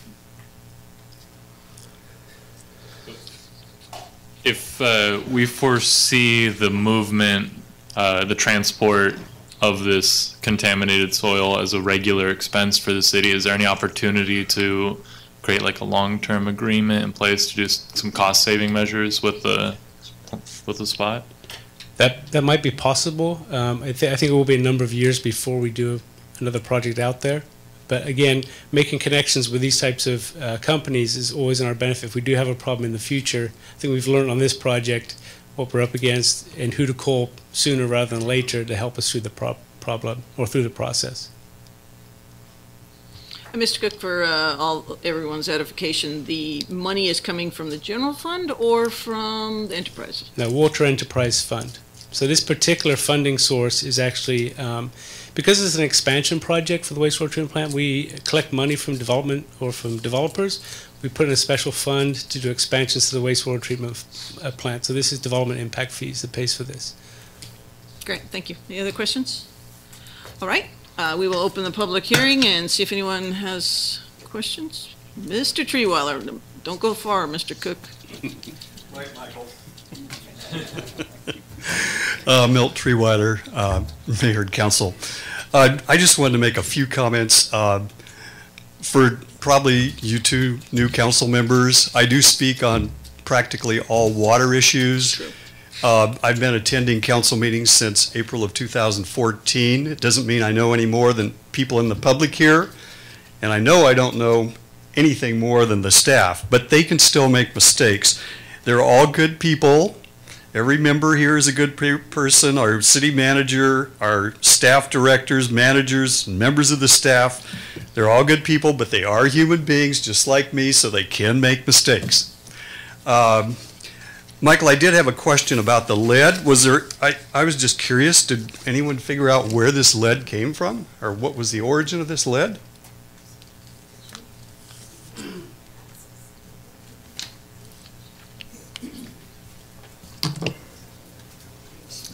No, we don't know. It's a former landfill. And, I've seen appliances, car batteries, all kinds of, as they excavate, it's kind of partially decomposed, but anything and everything is in their mill. So it could be car batteries. Yeah, it could have been something you dumped there a few years ago. Television tubes, and not there. Okay, a couple more questions. And for you, Mayor and Council, I believe you can see this, so if you go to page 281 on the agenda, I'm just going to have a couple questions about that. I'm going to, first of all, comment, again, Michael, on the good job and your good presentation, and the good planning of putting in stainless steel for the deck so that we have a longer lasting product there. I mean, that's thinking ahead. Now you say the main clarifier number 1 broke down and needs repair. So is that correct? Yes. You need more information? Yes. Have a picture. So this corrosion, it's kind of hard to see, but this is clarifier 1, and it's empty right now because of the problem we have. But here's a person standing in the bottom of the clarifier. So you can see how tall this is. It's probably 20, 30 feet tall. This tower here has toppled over because of corrosion.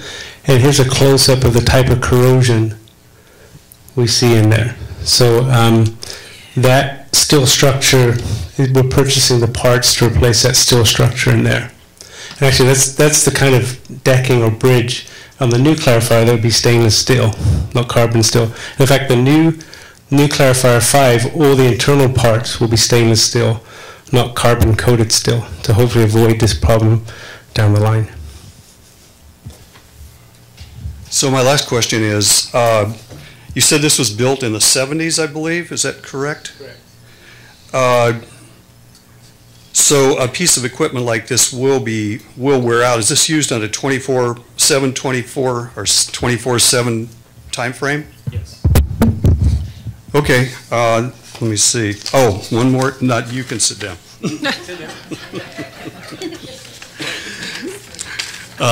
One more thing I want to bring up here, because again, Mayor and Council, if you go to page 283 and number 6 on the agenda, you'll see fiscal impact budget amendment. It says no general monies will be used for this project. So I don't know if you've grasped that concept yet.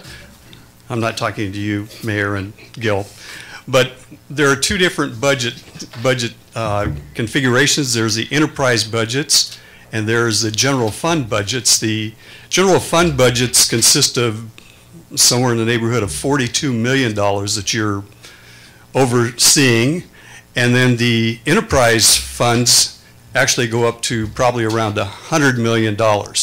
So this is a lot of money that you're responsible for, and you're helping, the city of Turlock make decisions. I just wanted you to be aware of that. There's the general fund and the enterprise funds. And that concludes my discussion on this matter. Thank you, Mr. Treeweiler. Is there anyone else in the public that wanted to speak? All right, seeing none, we'll close the end and bring it back. What I took from that, Mr. Cook, is that you want us to get the lead out. Okay, so the first resolution will be taken by itself. What is the will of council? Move the lead. Motion. Okay, Vice Mayor Esquer has a motion, and? Second by Councilmember Estradi. If you'll call the roll, please. Reappropriating unspent funds of $12,510,273 from fiscal year 2017-18 to fiscal year 2018-19 from each respective fund, and appropriating an additional $626,000 to account number 413-51539-51027-001, clarifier number 5 and MC upgrade from Fund 413 unallocated reserves for city project number 1539, Turlock Regional Water Quality Control Facility secondary clarifier number 5 and denitrification. Councilmember Nasrati? Yes. Councilmember Larson? Yes. Councilmember Esquer? Yes. Mayor Bublak? Yes, it passes 4-0. Then we can take the next 2 motions together if you would like. Move to advance. We have a motion And a second? And second by Councilmember Estradi. Please read back and call the roll. Approving contract change order number 1 in the amount of $750,168.73 with CW Rowan Construction of Danville, California for city project number 1539C, Turlock Regional Water Quality Control Facility, secondary clarifier number 5, and denitrification, bringing the contract total to $18,818,168.73. Approving amendment number 3 with Kleinfelder Inc. of Modesto, California in the amount of $60,000, Fund 413, for materials testing and inspection services for city project number 1539E, Turlock Regional Water Quality Control Facility, secondary clarifier number 5, and denitrification, bringing the contract total to $178,500. Councilmember Nisrati? Yes. Councilmember Larson? Yes. Councilmember Esquer? Yes. Mayor Bublak? Yes. Passes 4-0. Thank you, Mr. Cook. I think you're back up for another. We have item 8C, approving a professional services agreement template for disposal of liquid waste at the Turlock Regional Water Quality Control Facility. Okay, this presentation will actually be made by David Huff, our Water Quality Control Division Manager, but I did want to introduce David. He's a graduate of Turlock Christian High School. In high school, he came to work with us as a part-time environmental compliance inspector, ended up being a full-time wastewater treatment plant operator, and over the years gained his grade 5 certification from the state of California, which is very hard to do. And I can't think of only one other person in the last decade as a Turlock employee who's done that. So very hard to do and well done. When he was on the graveyard shift, he enrolled in UC Merced. And over the next 4 years, he used to drive down to Merced and he got his degree in environmental engineering. So he'd come to work at 10 o'clock at night, work till 8 in the morning, drive to Merced, and ended up as an environmental engineer. He's worked his way up through the ranks, and he's now manages the whole division. He's a very bright man with some bright ideas, and he approached me regarding our existing liquid waste hauler agreements and said, I think I can consolidate this program, develop a more standardized approach, and create an option for potential new enrollees. So I said, great, what are other people doing? So he researched what other communities do. He looked at the costs to make sure our revenues will exceed costs, and he's going to present the program to you tonight. So I'm handing over to David. And I forgot to tell him to wear a tie, so that's my bad. It's Casual Tuesday. Welcome, Mr. Huff. Thank you, Michael. Good evening, Mayor and Council. As you know, the item in front of you is here we go. The item in front of you is this disposal service agreement for liquid waste haulers of high organic material to the Turlock Wastewater Treatment Plant. Before we look into the program, I wanted to give a quick overview of the waste stream we will be discussing. In the top left corner, we have a picture of an industry which represents a generator which adds waste. And on the right side, we have a picture of a digester where waste is actually being treated. Traditionally, the path, the generators discharge solids into the sewer system where it is conveyed to the wastewater treatment plant through the collection system. Once it reaches the facility's headworks, the waste is screened and pumped to the primary treatment for primary treatment. The solids are separated from the liquids, thickened, and pumped to the digester for treatment. However, some generators currently screen and thicken their waste on site, which is hauled directly to the digesters for treatment. This is the pathway the proposed liquid waste agreement will cover. The material we're talking about here is referred to as non-residential high organic matter, such as food waste, fats, oils, and grease, which I'll refer to as FOG. Currently, we are targeting 2 sources of FOG. The first is diffused air flotation, or DAF waste from local industries, which you can see in the picture, and grease traps from local food service establishments. The reason we are targeting these wastes is because the solids are highly organic, screened, thickened, and ready for digestion. Also, they are currently under Turlock's pretreatment program, which means we have staff inspecting and sampling these sites on a regular basis. Turlock has established a few agreements with liquid waste haulers over the last 10 years. In 2018, we accepted and treated 1.7 million gallons of DAF waste from Hillmar Ingredients, 1.3 million gallons of DAF waste from Foster Farms, and 300,000 300,000 gallons of grease traps. Because these agreements were created at different times, they have some differences. Some agreements are with the haulers and others are directly with the generators. Therefore, our goal with this template agreement is to standardize all current and future agreements and pilot expanding these services. Since the material has already been prepped, the fog is injected directly into the anaerobic digesters for treatment, where in the absence of oxygen, bacteria break down the organic matter into biogas and water. The bacteria require a specific temperature range, so the digesters are heated to maintain 98 degrees Fahrenheit. Since the biogas consists mainly of methane, it can be used to fuel as a fuel to heat the digesters. The liquid waste haulers will also generate additional biogas for the facility. Essentially, one 5,000 gallon truck of fog would generate 30,000 cubic feet, which has a natural gas equivalency of about 175 gallons per load. Because we're injecting the waste stream directly into the process, we have set up a very strict program. Before the liquid waste haulers can deliver any waste to the facility, staff ensures that the waste stream is first compatible with the system. The generator submits a waste source application which details the waste description and profiles the waste backed by analytical results. And based on that information and available capacity, staff may issue a discharge permit which will determine how much waste the facility can receive per day, per source, and will expire after 1 year. Their agreement requires the liquid waste hauler to use the city's Manifest Linko software. This will allow the staff to instantly trace back fog disposals to the origination site for closed loop monitoring. Staff will continue to collect samples to ensure compliance with their discharge permit. And finally, we reserve the right to close the station at any time. For capacity overview, how much fog can we receive per day and maintain permit compliance? In 2019, we projected to use 62% of the digester capacity. While that is a conservative number, we will also maintain a 25% capacity reserve to ensure adequate treatment. Therefore, based on our strategy, for 2019, we can safely allocate up to 13% of the capacity to liquid waste haulers. This breaks down into 7,200 pounds of volatile solids or 20,000 gallons of fog per day. At the proposed tipping rate, this is approximately $150,000 per year of revenue.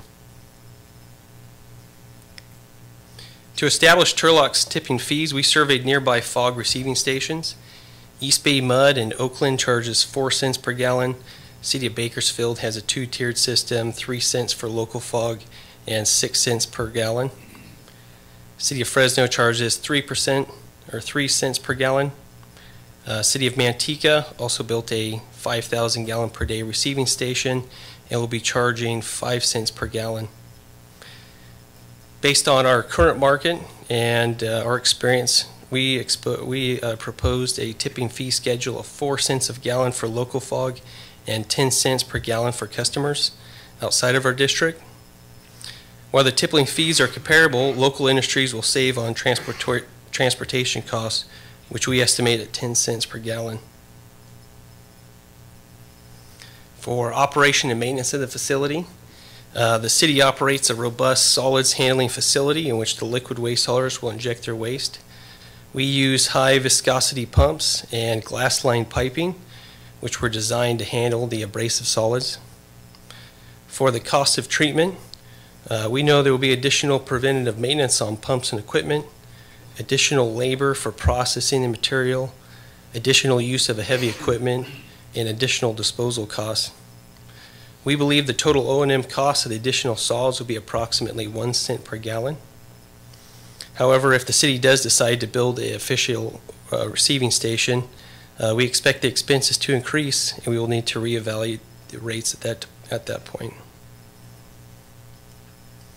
So in conclusion, our goal is to increase the rate of return on capital projects by utilizing existing infrastructure and spare capacity when it's available, provide specialized disposal services for the local community, issue discharge permits for fog only when capacity is available and when waste is compatible with the system.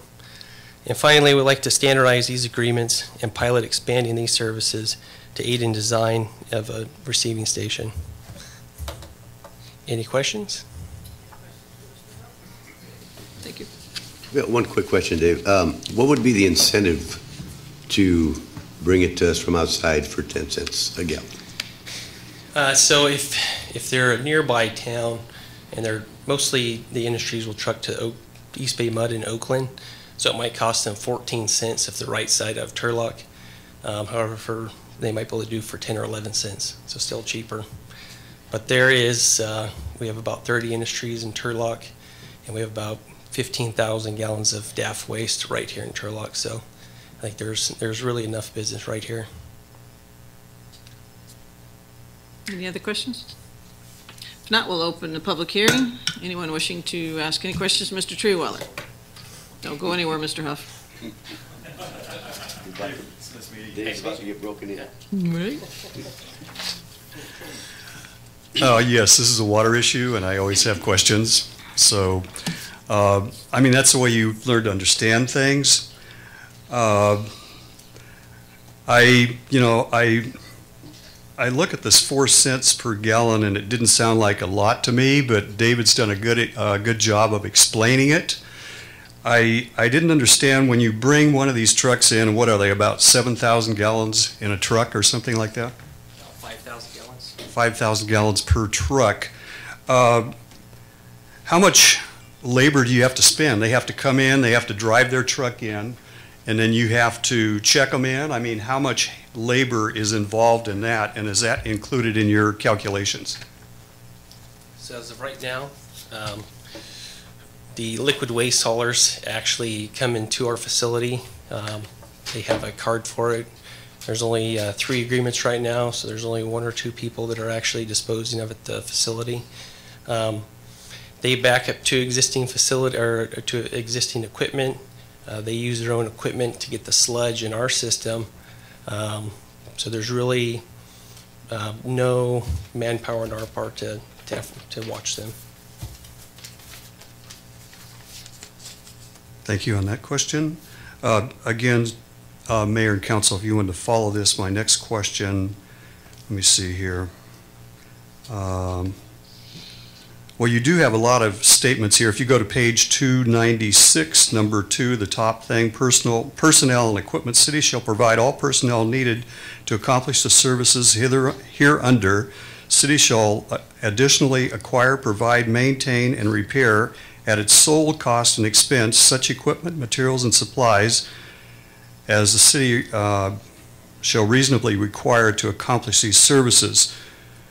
So you're still, well, you're telling them, this is part of the agreement, you're telling them that there isn't anything new here than what you've already been doing, is that correct? Correct. This is an existing program, so we're just looking to consolidate and standardize. Okay, again, Mayor and Council, I mean, you want to, find out what's going on, understand what's going on. I knew you're going to do that. Everyone up here is good, so we're going to do that, and that's the reason why I bring these subjects up. I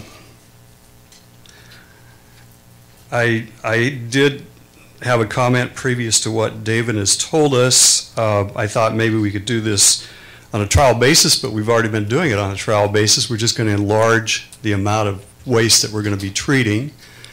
And we are aware of the fact that that will wear out the equipment more quickly, but it looks like that's been factored into this also. So that's a good process, and I'm going to leave it up to you. Thank you. Thank you, Mr. Treeweller. Anybody else wishing Mr. Puffer Sr.?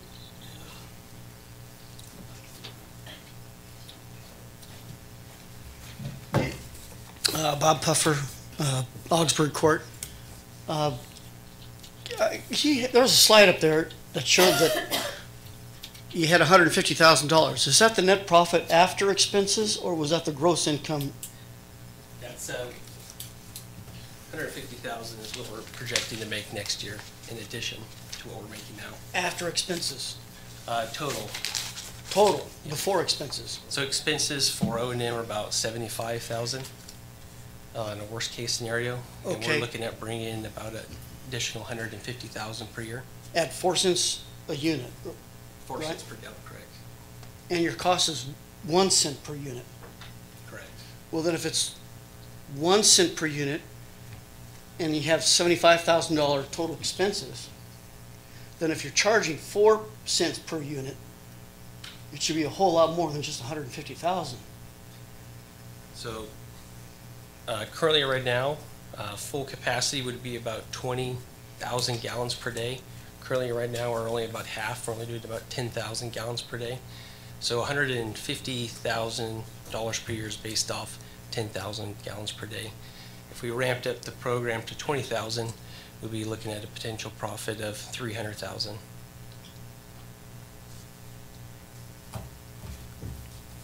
But your costs are still, I guess, I'm not quite seeing it here. If our costs are 4 cents per unit and our expense is 1 cent per unit, then whatever gallons we run through there should be at a profit of 3 cents per unit.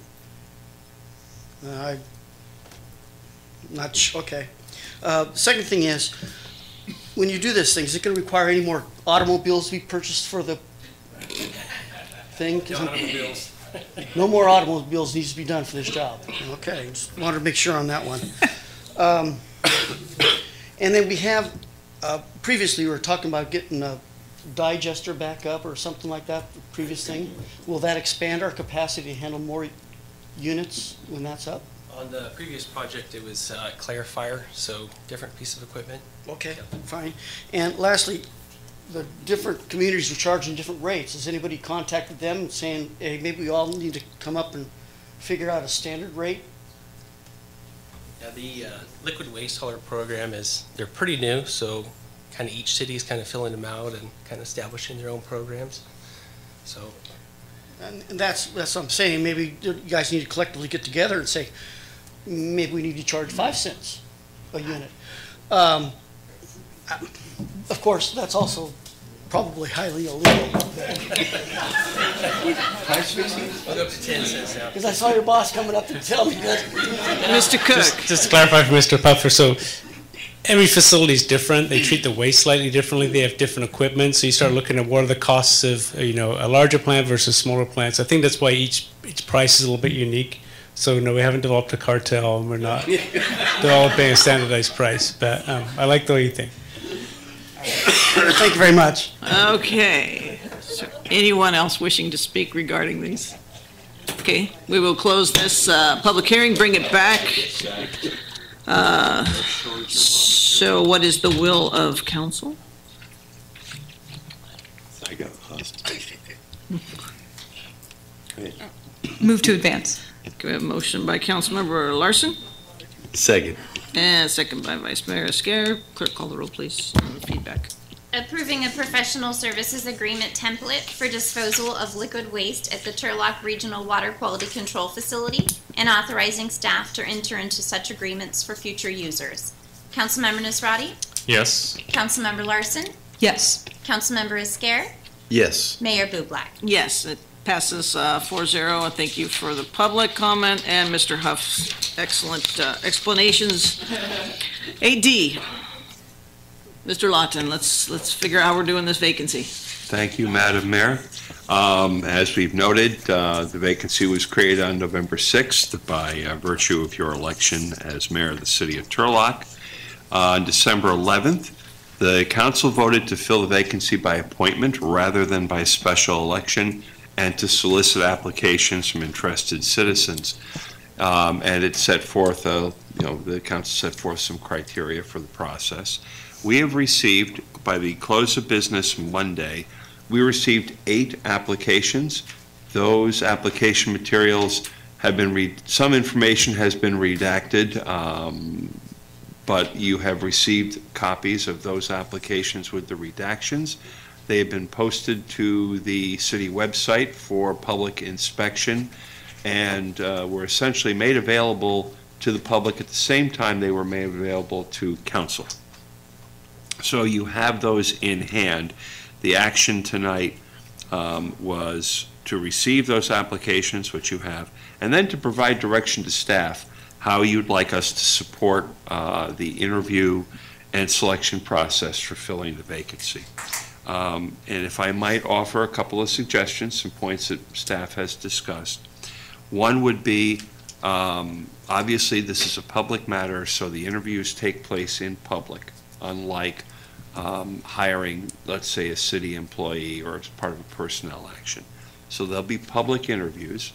We would suggest that council contemplate relying on the questions that were posed in the application itself, basically to give you the opportunity to ask candidates to amplify, discuss, explain, put in context their experience, their background, all the things that we wanted them to address in writing, that you'd be able to do that in an oral back and forth with follow-up questions and so forth. We'd anticipate you would be able to pose the same questions to each candidate, but obviously have different discussions based on their experiences and philosophy. So that we would propose that your questioning follow that track, and we can put a much finer point on that for council's support if they'd like.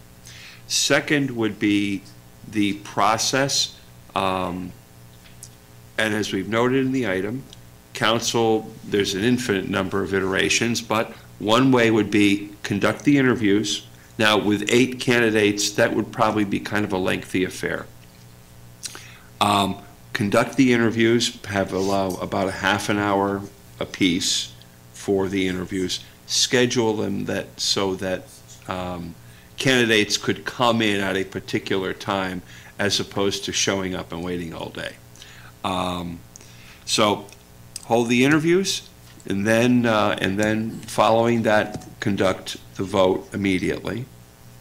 Alternatively, and this is a matter of ensuring that everybody is available, have a special meeting, then at a subsequent special meeting, make a decision, conduct a vote, make the appointment. We have until February 9th, the council has until February 9th to make this appointment, or to fill this vacancy by appointment. And so you can choose dates anytime between now and then to complete the process. So what I would ask from council is, please discuss how you'd like to move forward, make a decision for us tonight about how you want to proceed, and then we'll go. This is not the time or place for discussion of candidates or the merits. Thank you. Comments, questions? Where we at? What are you guys thinking? Go ahead. I am leaning towards the idea of having the interview process at. Am I getting feedback? Yeah, lots of feedback. Back up. Forward. Oh, okay. Towards the process of having the interviews on a day, and then also scheduling the decision to be made. Obviously a timely effort, given that we're approaching a very short deadline, to ensure that we can kind of digest the interview process and come back with a very well thought out decision, and not add to the four plus hour meeting that we probably would have. Right. Comments? I have a question. So we would have the interview.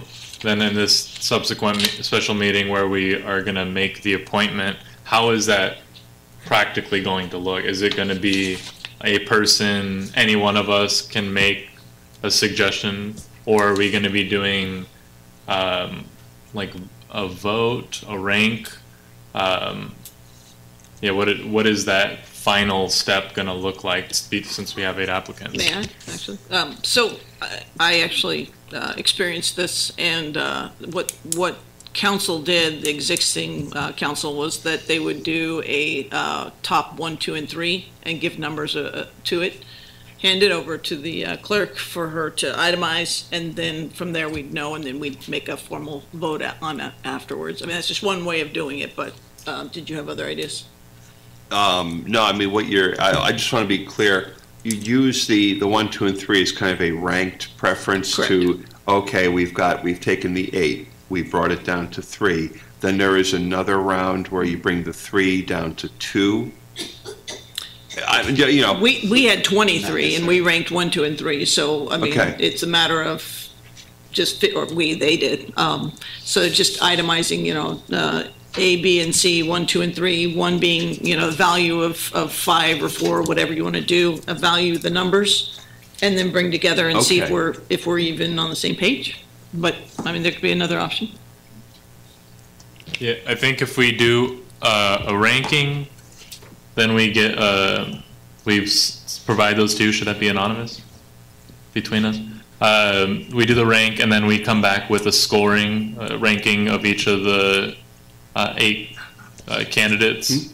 And then at that point, we can make a motion in agreement with the top ranked, or someone could try and motion for someone that's not the top ranked. And just to be clear, the whatever process you use, there's no anonymity associated with that. So, you know, so if you have a slip that says, you know, Smith 1, Jones 2, Green 3, it's a public record, and just same as if you'd raised your hand in a 1-to-1 voting. I just wanted to add to that concept that if we do a ranking system and we provide the top 3 system, I agree with that. I like ranking systems when it comes to very qualitative situations. It's nice to have kind of a quantitative ability to weed out, and assumingly we'll probably have very similar, hopefully very similar ranking systems. At that point, I would love to also not have it totally be, you know, the top 3 people who have the most vote or the most numbers scored, things like that. I want to have some opportunity to discuss those top 3, and not necessarily just have a top 3 that says, okay, number 1, that's the one who gets it. I think that there should be room for all of us to kind of look at that. You know, if someone had a very close 1 and 2, and their number 2 is number 1, have that opportunity to discuss that. And there was mention about having to have kind of the same questions asked of each one of the candidates. I personally don't necessarily think that's something I want to go with. I know I receive different types of questions at an interview than and in running for office than a different candidate would. If we are looking into individuals, whether it's, you know, something that shows up on their social media or things that I'm hearing from the public that they want to know specifically about a candidate, I don't want to be restricted in what I can ask. I think, yeah. And I don't foresee any barrier to that. I would observe that we had certain fields for folks to complete in their applications, and there's pretty broad opportunity for you to ask follow-up questions, to say, well, what about this? I mean, I'm simply saying this. There's a choice. You can have a structure. We would recommend that if you had a structure, it parallel the application form and the qualities that we thought were important enough to stress in the application form. How those qualities become manifest or how they're expressed is up to the dialogue between the candidate and the members of council. So, you know, it's not a limiting thing. It's just an organizing proposition. It's not like you have 13 questions that you have to get through in 45 minutes, and you know you're going to rank everybody on the basis of that response to that question. I think it allows the latitude for you to pursue the kind of inquiry that you'd like. And the public, will the public have their opportunity to ask questions? Actually, I wouldn't say that they'd have the ability to pose questions directly. However, under this scenario, there would be 2 opportunities for the public to engage. Now, at this point, we know who the candidates are, so there'll be a period of time between now and the first round, the round of interviews. And that meeting will begin with public participation. So you will be able to receive the benefit of guidance from residents of the city about things that they think are important or whatever comments they'd like to make. Then, at the second meeting, where a decision is ultimately made, similarly, there'll be public comment, and this would come after they've had the chance to hear the candidates speak and receive their responses to your inquiries. So it will be both prospective and retrospective in nature, and I think that would well serve the public and their relationship to this process. I'm going to go ahead and open this up to the public as well. If you have any suggestions or comments in regard to how we do this, it would be helpful for you to come up to the lectern and say something. If not, we're going to keep going until you get comfortable enough. Are there other questions or comments how you guys want to do this? Yeah, I'll listen to this. You want to hear them? All right. They don't want to speak. Milt, really? Okay.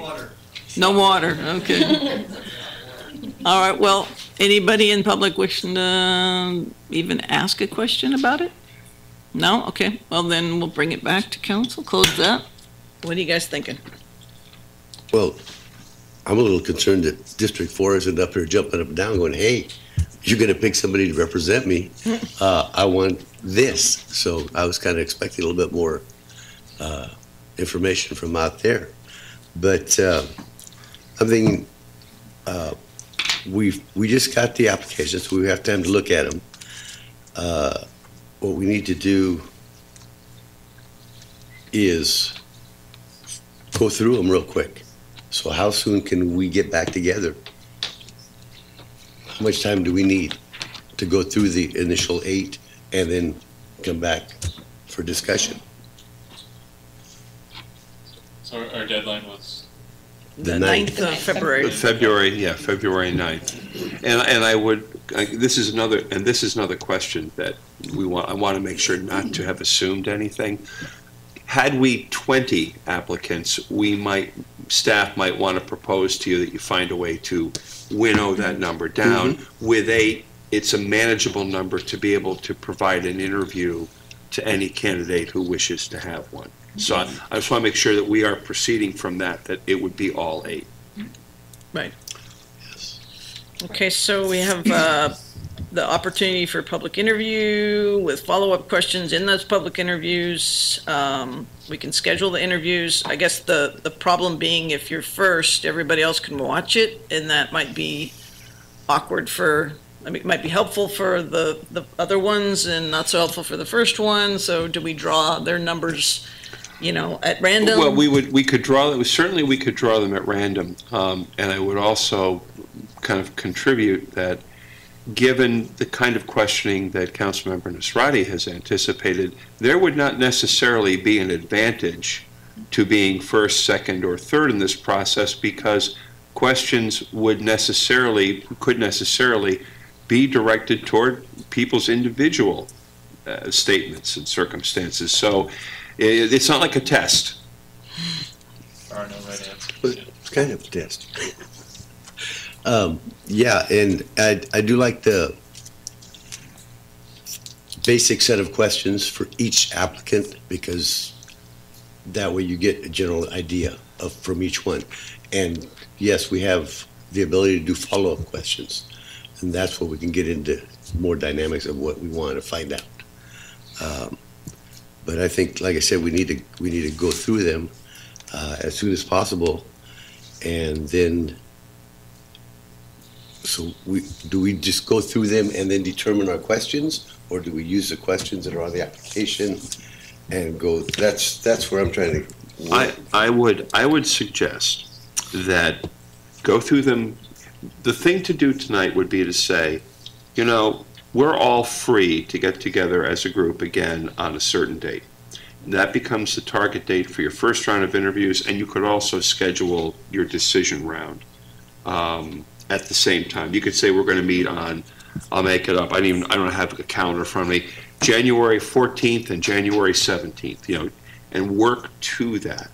I would say that you have a chance between now and the first interview and the interviews to look at their applications and see what about their experience you'd want to ask them about, that particular person. What about their vision for the city?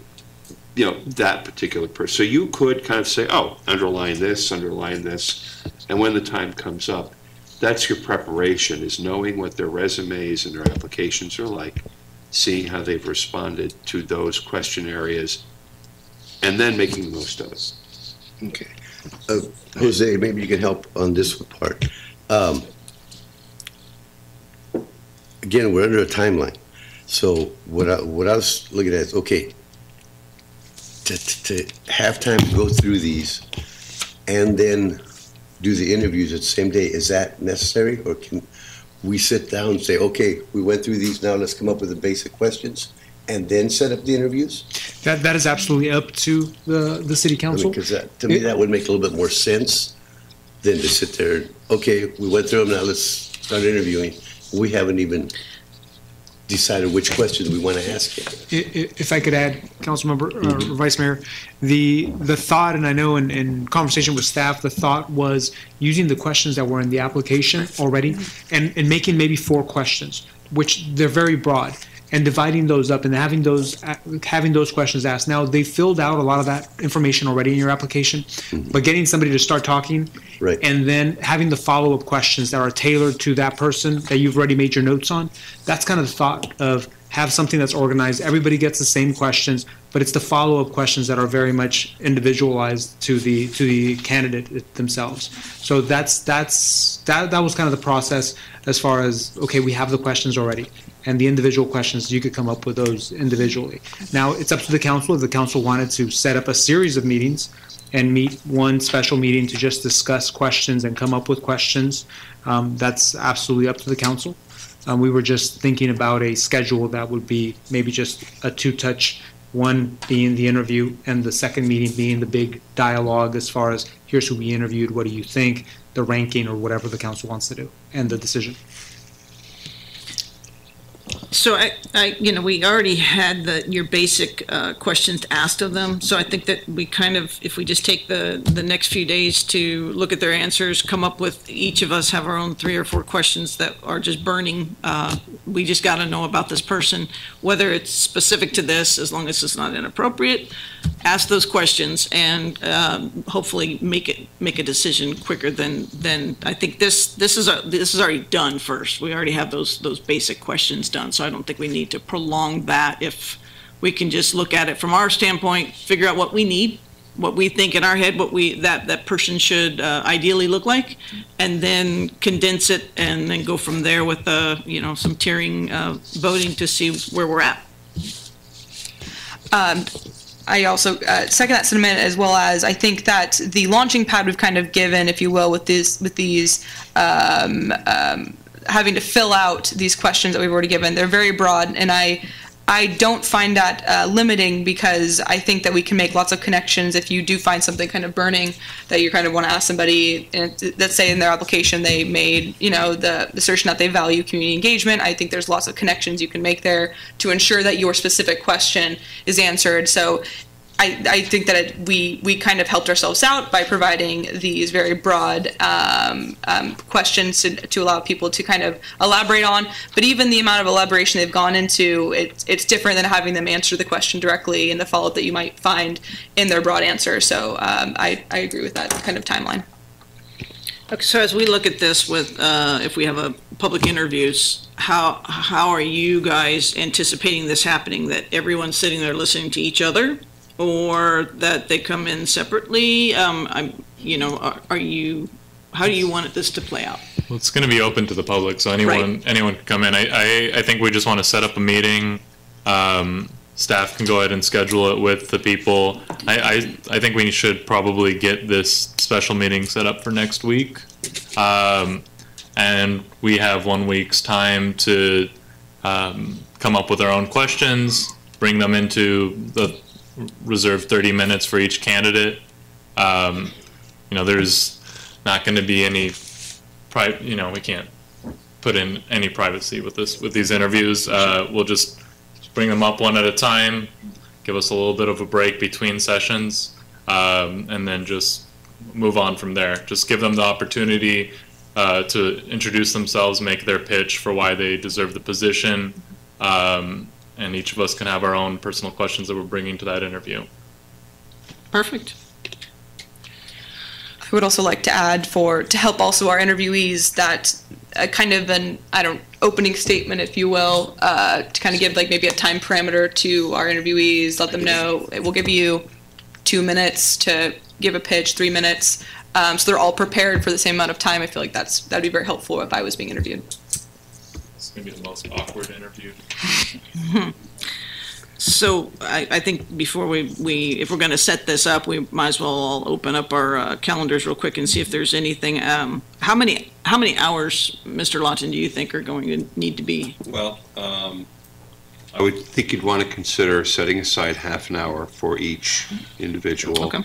Probably a break in between. So let's say 9 hours. 4. No, I'm sorry. 1, 2, 3, 4. 9 hours. Well, some of them might go long. No, I'm sorry. Half an hour for 8. So, but you still probably want to break in between. 2 hours, half an hour off, then another 2 hours. So figure 4 hours, 5 with padding. Well, yeah, actually, I was thinking 30 minutes per member, 10 minutes in between each interview for discussion. And so we're looking at about 5 hours. So you're looking at about 5 to 6 hours.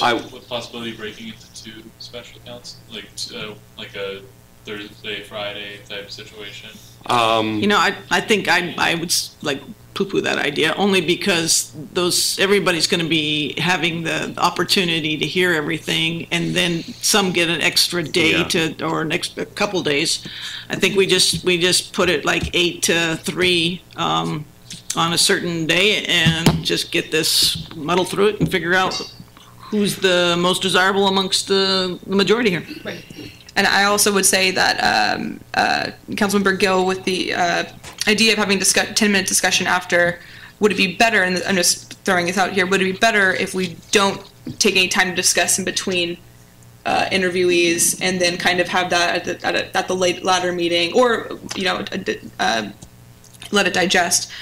Because I don't know if I think that would be almost too helpful for the interviewees that are following if we're discussing our values of someone's interview, and then the next person comes up and they'll know exactly what we're right, because talking about. we're not going to go into closed session. Yeah, exactly. Right, I see that. Can you open all your calendars? I'm thinking if we start at 8 on the 16th, is that possible? 8 a.m. Sure. 16th. Can we do the 14th? Like a Monday? Yeah. No, I've got something, 2 things, 3 things. Cancel. Yeah. Right. You said next week? We'll be gone. You said next week. You guys are gone. Oh my gosh. So we could do early. Read back the minutes. Did he not say? We drive in on Tuesday evening, so the 15th. You guys are gone from.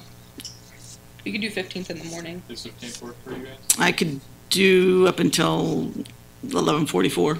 Okay. Now, just the a.m. Just a reminder, the Turlock Community Collaborative is scheduled to meet in this room at 1:30 on the 15th. On the 15th. Is it?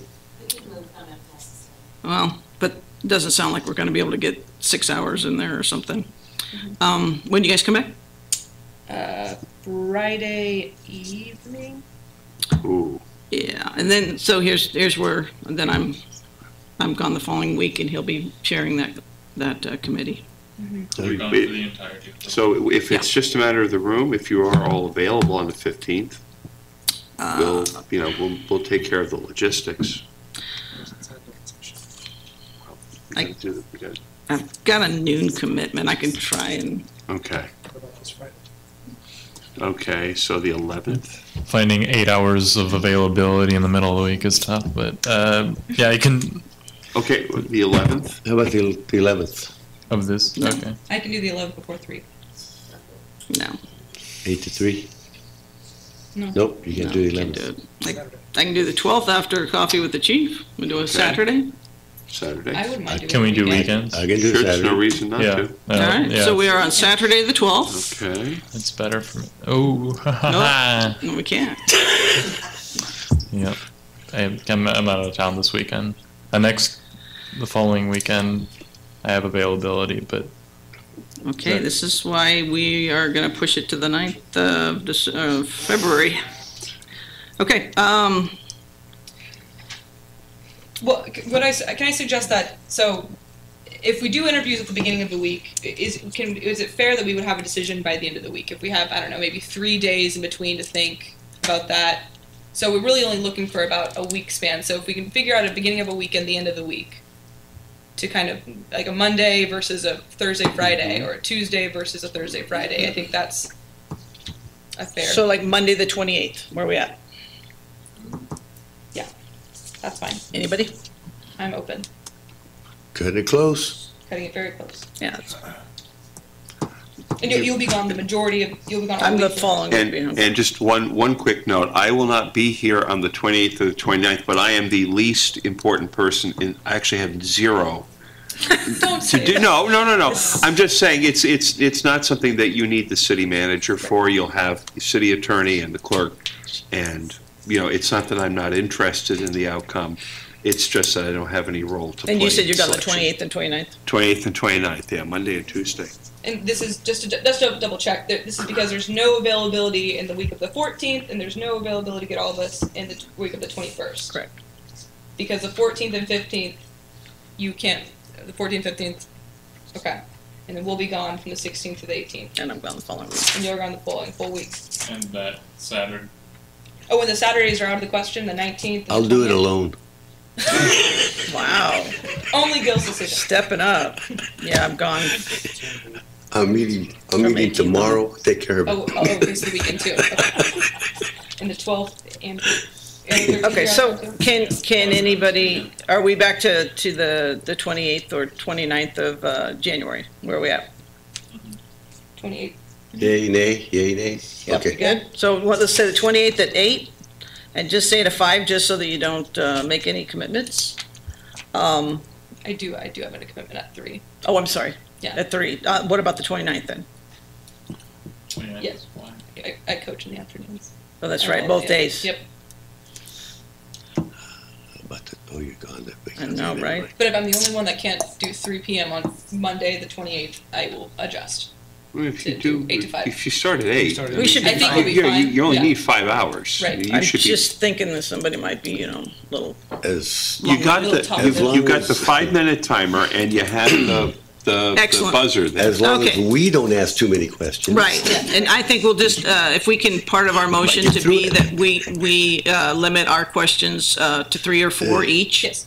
If that's in agreement. So as we're looking for this motion, it's going to have to read something like, we're going to have a public interview on Monday, the 28th, starting at 8 a.m., sorry, it's getting late.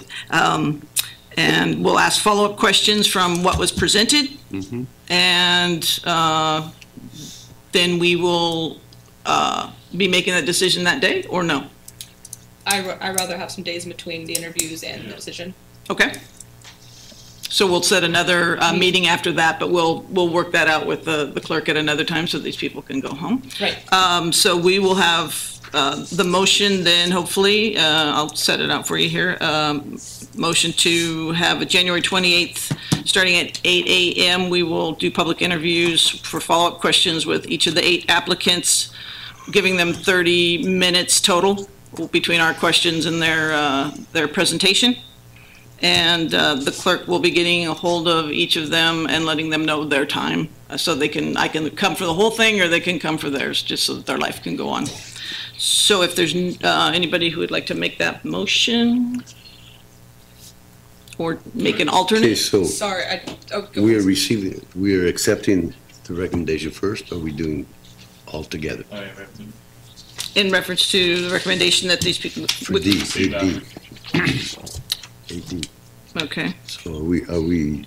This is just the we're dialogue. Receiving the application first, And, well, or are we doing it all together? It's all of a piece. So when you have the wording that you want for how we're going to do it, then you will move to receive the applications and have staff carry out your request for how we're going to do it. Beautiful. Any alternate language, you good? Just to, not to nitpick, but just to be really clear, if we do provide a presentation or something like that, do we want to kind of hash out any parameters, qualifications? Is someone going to step here and do a 24-minute presentation because we didn't set a parameter, and then we have 6 minutes to ask our questions? Is it going to be? So you control the questions. I mean, you have the opportunity to say, I think we've got an answer for that. Let's move on to something else. Right. But their presentation, their opening statement, that's kind of the. I would certainly 3 minutes. Yeah. Okay. Yeah, 3 minute opening. 3 minute opening remarks. And so should we say just verbal, or do we want to get into the whole PowerPoints? No felt boards, no sock puppets. Just want to make sure we're explicit. Hey, like sock. Okay, so is there a motion to include all that? And she'll read it back if you have any alterations. You got all that, right? I was hoping I could just say what she said. Oh, gosh, no. That's what George is for, the recorder. Oh, yeah. Motion to receive applications for the council vacancy for District 4 and schedule an interview session with the applicants on January 28th. Starting at 8. Starting at 8 a.m., where each applicant will be given 30 minutes, and council will have the opportunity to interview.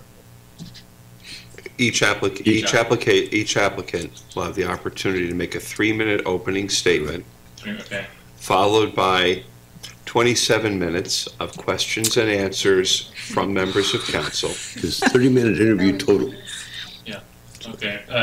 So a schedule January 28th, where each applicant will be given a 3-minute opening statement followed by 27 minutes of interview opportunity for the council. Up to, yeah. Any of you out there change your mind yet? Right? 27 minutes. We just got 6 more Okay, applicants. so we have a motion by Councilmember Estrate. Second. And a second by Vice Mayor. And we're going to have a read back and see. It may not be verbatim, but wow. correct me if we get through it and I've missed something. So we're receiving applications for the council vacancy for District 4 and scheduling public interviews on January 28, 2019 at 8 a.m. with the 8 applicants, providing 3 minutes for an open statement and 27 minutes of interview time. Do we also want to include anything in the action as part of, we will be setting a future meeting date for the selection process, or do we just want to leave that as a follow-up at the January 20? With the intention of setting a future special meeting date for the selection. Yeah. Okay. Okay, Did I miss anything? The motion is to your liking from what she read, and the second still stands? Second still stands. Excellent. Clerk, call the roll, please. Thank you. Councilmember Nasrati? Yes. Councilmember Larson? Yes. Councilmember Esquer? Yes. Mayor Bublak? Yes.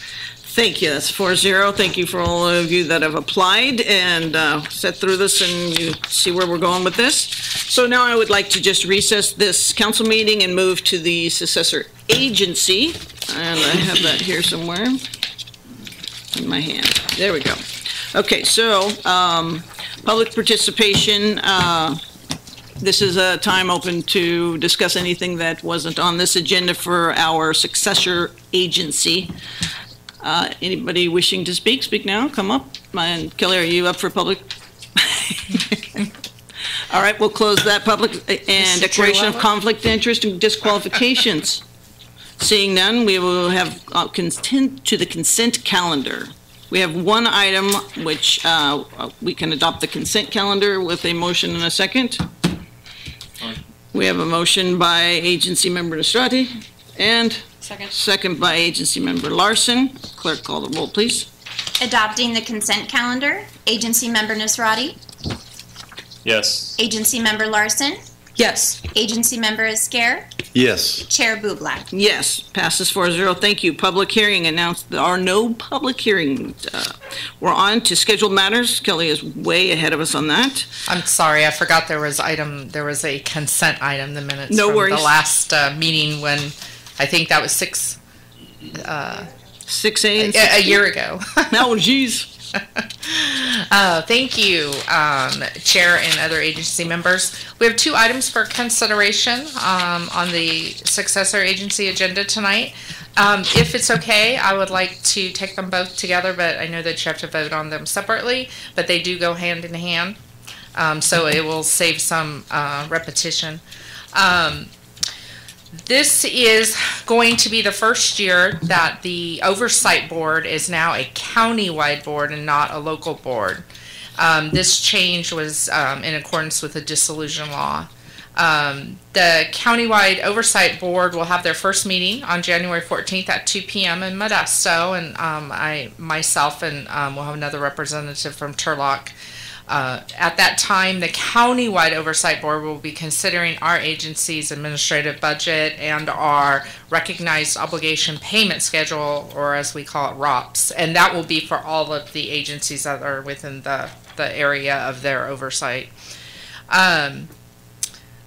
On our recognized obligation payment schedule, we have the financial obligations that have been approved by the Department of Finance back when dissolution occurred. At that time, any of the financial obligations that existed with the Turlock Redevelopment Agency, we asked that the California Department of Finance approve them so that we could, the successor agency after dissolution, could still make good on their debts. And so the items that are on our ROPS, those have all been approved previously by the Department of Finance, and yearly we prepare the schedule to show what our debts are and how much we need for that year to make those debt service payments and any other obligations that the redevelopment agency had at the time of dissolution. So on the big schedule, if you go to column K, that will show you for the total for the 1920 what we are requesting for our the amounts that we're requesting and what obligations that we are paying at what amount. Other information obviously is on here as far as the retirement date of these debts, and as these are paid off, then they fall off the schedule. And then what that means in return is then as all the agencies that are involved, as their debts are retired, then that leaves more of the RPTTF money, which is what is used to pay all these debts, available for everybody to share. So at this time, if anybody has any questions, I'd be happy to answer them. The schedule basically shows the total that we're requesting. We do have to break it down into the first 6 months, July through December, and then January through June, which is showing when we're going to make the payments.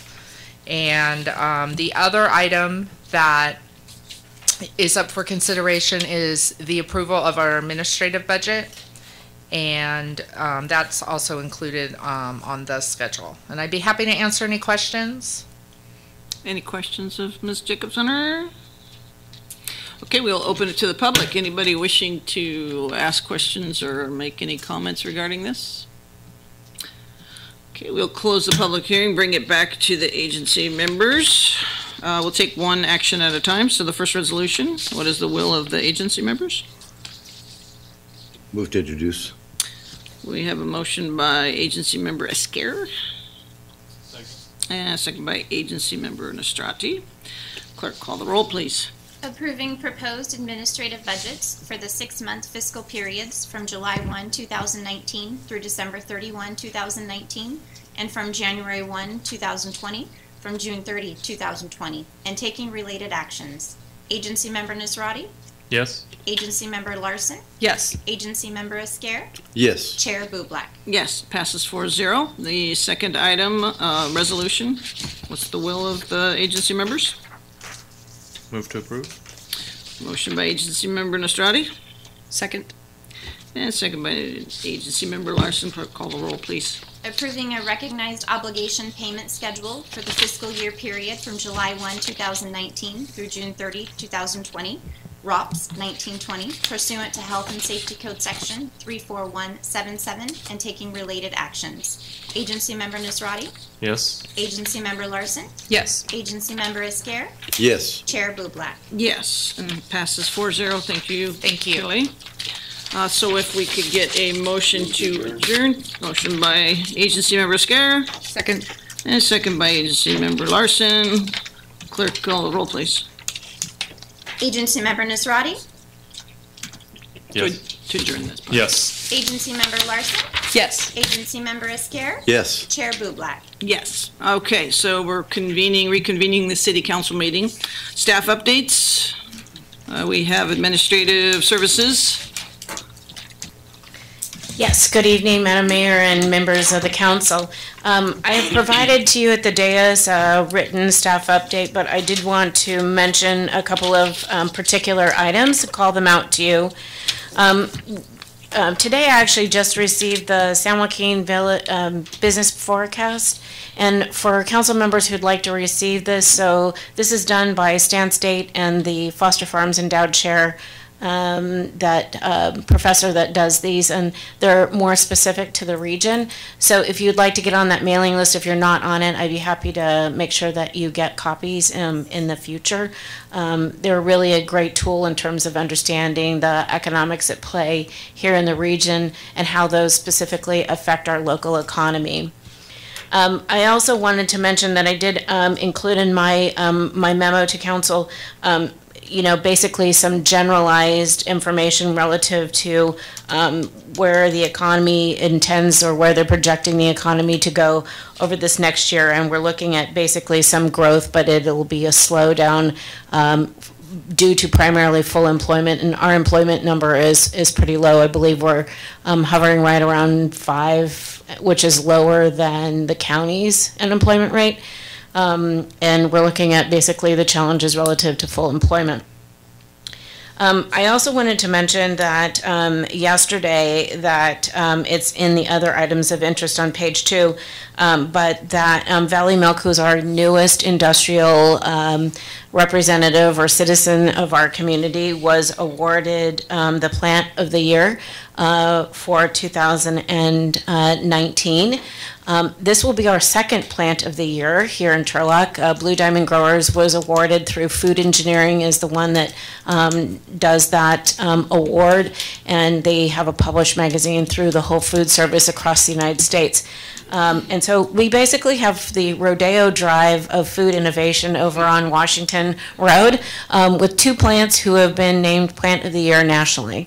And that's really quite something that I'm not sure there's another community of our scope and size who have 2 award-winning high-tech food processing facilities that are basically on one stretch of road. So I think that there'll be some synergy that will happen as a result of that. So we'll kind of see, and hopefully we'll go for the Triple Crown and adding a 3rd Plant of the Year at some point in the future. We do have 2 other, in addition, we do have 3 of our base sector employers who are in the process of expansion projects that will add almost, between the 3 of them, will add almost 200 jobs to our local economy. And those do have a multiplier effect across in terms of generating other kinds of revenue and sales tax and that sort of thing. But between the 3, they will add, again, almost 200 jobs. The starting salary with any of those wages is a little over $20 an hour. So that's all a good thing in keeping employing local people in an industry that is pretty recession resistant, and people have to eat, and it's proven to be a pretty resilient industry. So with that, that concludes my briefing in terms of economic development, and unless there's any questions at council. Any questions? Let's get on to marketing of Randy. Yes, so the second attachment, or that is up at the dais that it was provided to you, is with regard to the scope of work and the basically noted at the bottom are the last items that are currently in progress or incomplete. We're looking at basically a conclusion of February of 2019 and completing this effort. But basically, this particular update provides you basically where we started, all the items that have been completed in this effort over this last year and a half, basically. And we've had a few stops and starts with some difficulties, not with the contractor, but on our end, and that we are now headed at full speed to the finish line. So we have some actions that we currently need to take, and this is basically, we've come up to a list of agreed upon deliverables with regard to items for our website, particular marketing not only strategies, but actual deliverables that'll help us move the whole thing forward, including materials relative to economic development and tourism and that kind of thing. And so we'll be coming back to you, and I'm happy to update it. We get close that we can do updates every other meeting or whatever is the pleasure of the council with regard to getting us to the finish line, that you're all up to speed as to where we are and where we're going. And so with that, I'd be happy to answer any particular questions. Actually, just a comment from me. I'm just thinking that if we can run simultaneous to an RFQ for marketing firm or agency, so that we can get a kind of a feel for what we need. So when the brand happens and the logo, that we shoot out and we're looking to hire somebody to start marketing our community. And okay, we could certainly do that and come up with some kind of document for council's review. Any other questions? Thank you, Mayor. Mm-hmm. Great. Okay, we have board, commission, and committee vacancy update, and our city clerk. Thank you, Mayor. At the November 13th, 2018 City Council meeting, I provided an update to the council and the Turlock residents regarding any upcoming or current vacancies on our commissions, committee, and boards. At that time, the application deadline for the Planning Commission and the Parks, Arts, and Recreation Commission was set for December 7th, 2018. At this time, we have decided to extend the application period for both the Planning Commission and the Parks, Arts, and Recreation Commission to January 25th, 2019 at 5 p.m. Interested citizens may use the application that is included in the agenda packet, or it can also be downloaded from our website, or please contact the Office of the City Clerk if you'd like to obtain an application or for any questions regarding vacancies on either of these boards and commissions. Thank you. Thank you. Okay, we have Development Service Department, no update. Fire Department, no update. Municipal Services, no update. Parks, Recreation, and Public Facilities, no update. And when I say no update, it's all online if you need it. Police Department as well, no update. It's all online. City Manager, any comments? Just a couple, Madam Mayor. Thank you very much. I want to remind folks here tonight that there will be a special meeting of council on Thursday, the 10th. Starts at 2 p.m. if I'm not mistaken. And it's a follow-up to the workshop on homelessness and vagrancy mitigation that was held in December.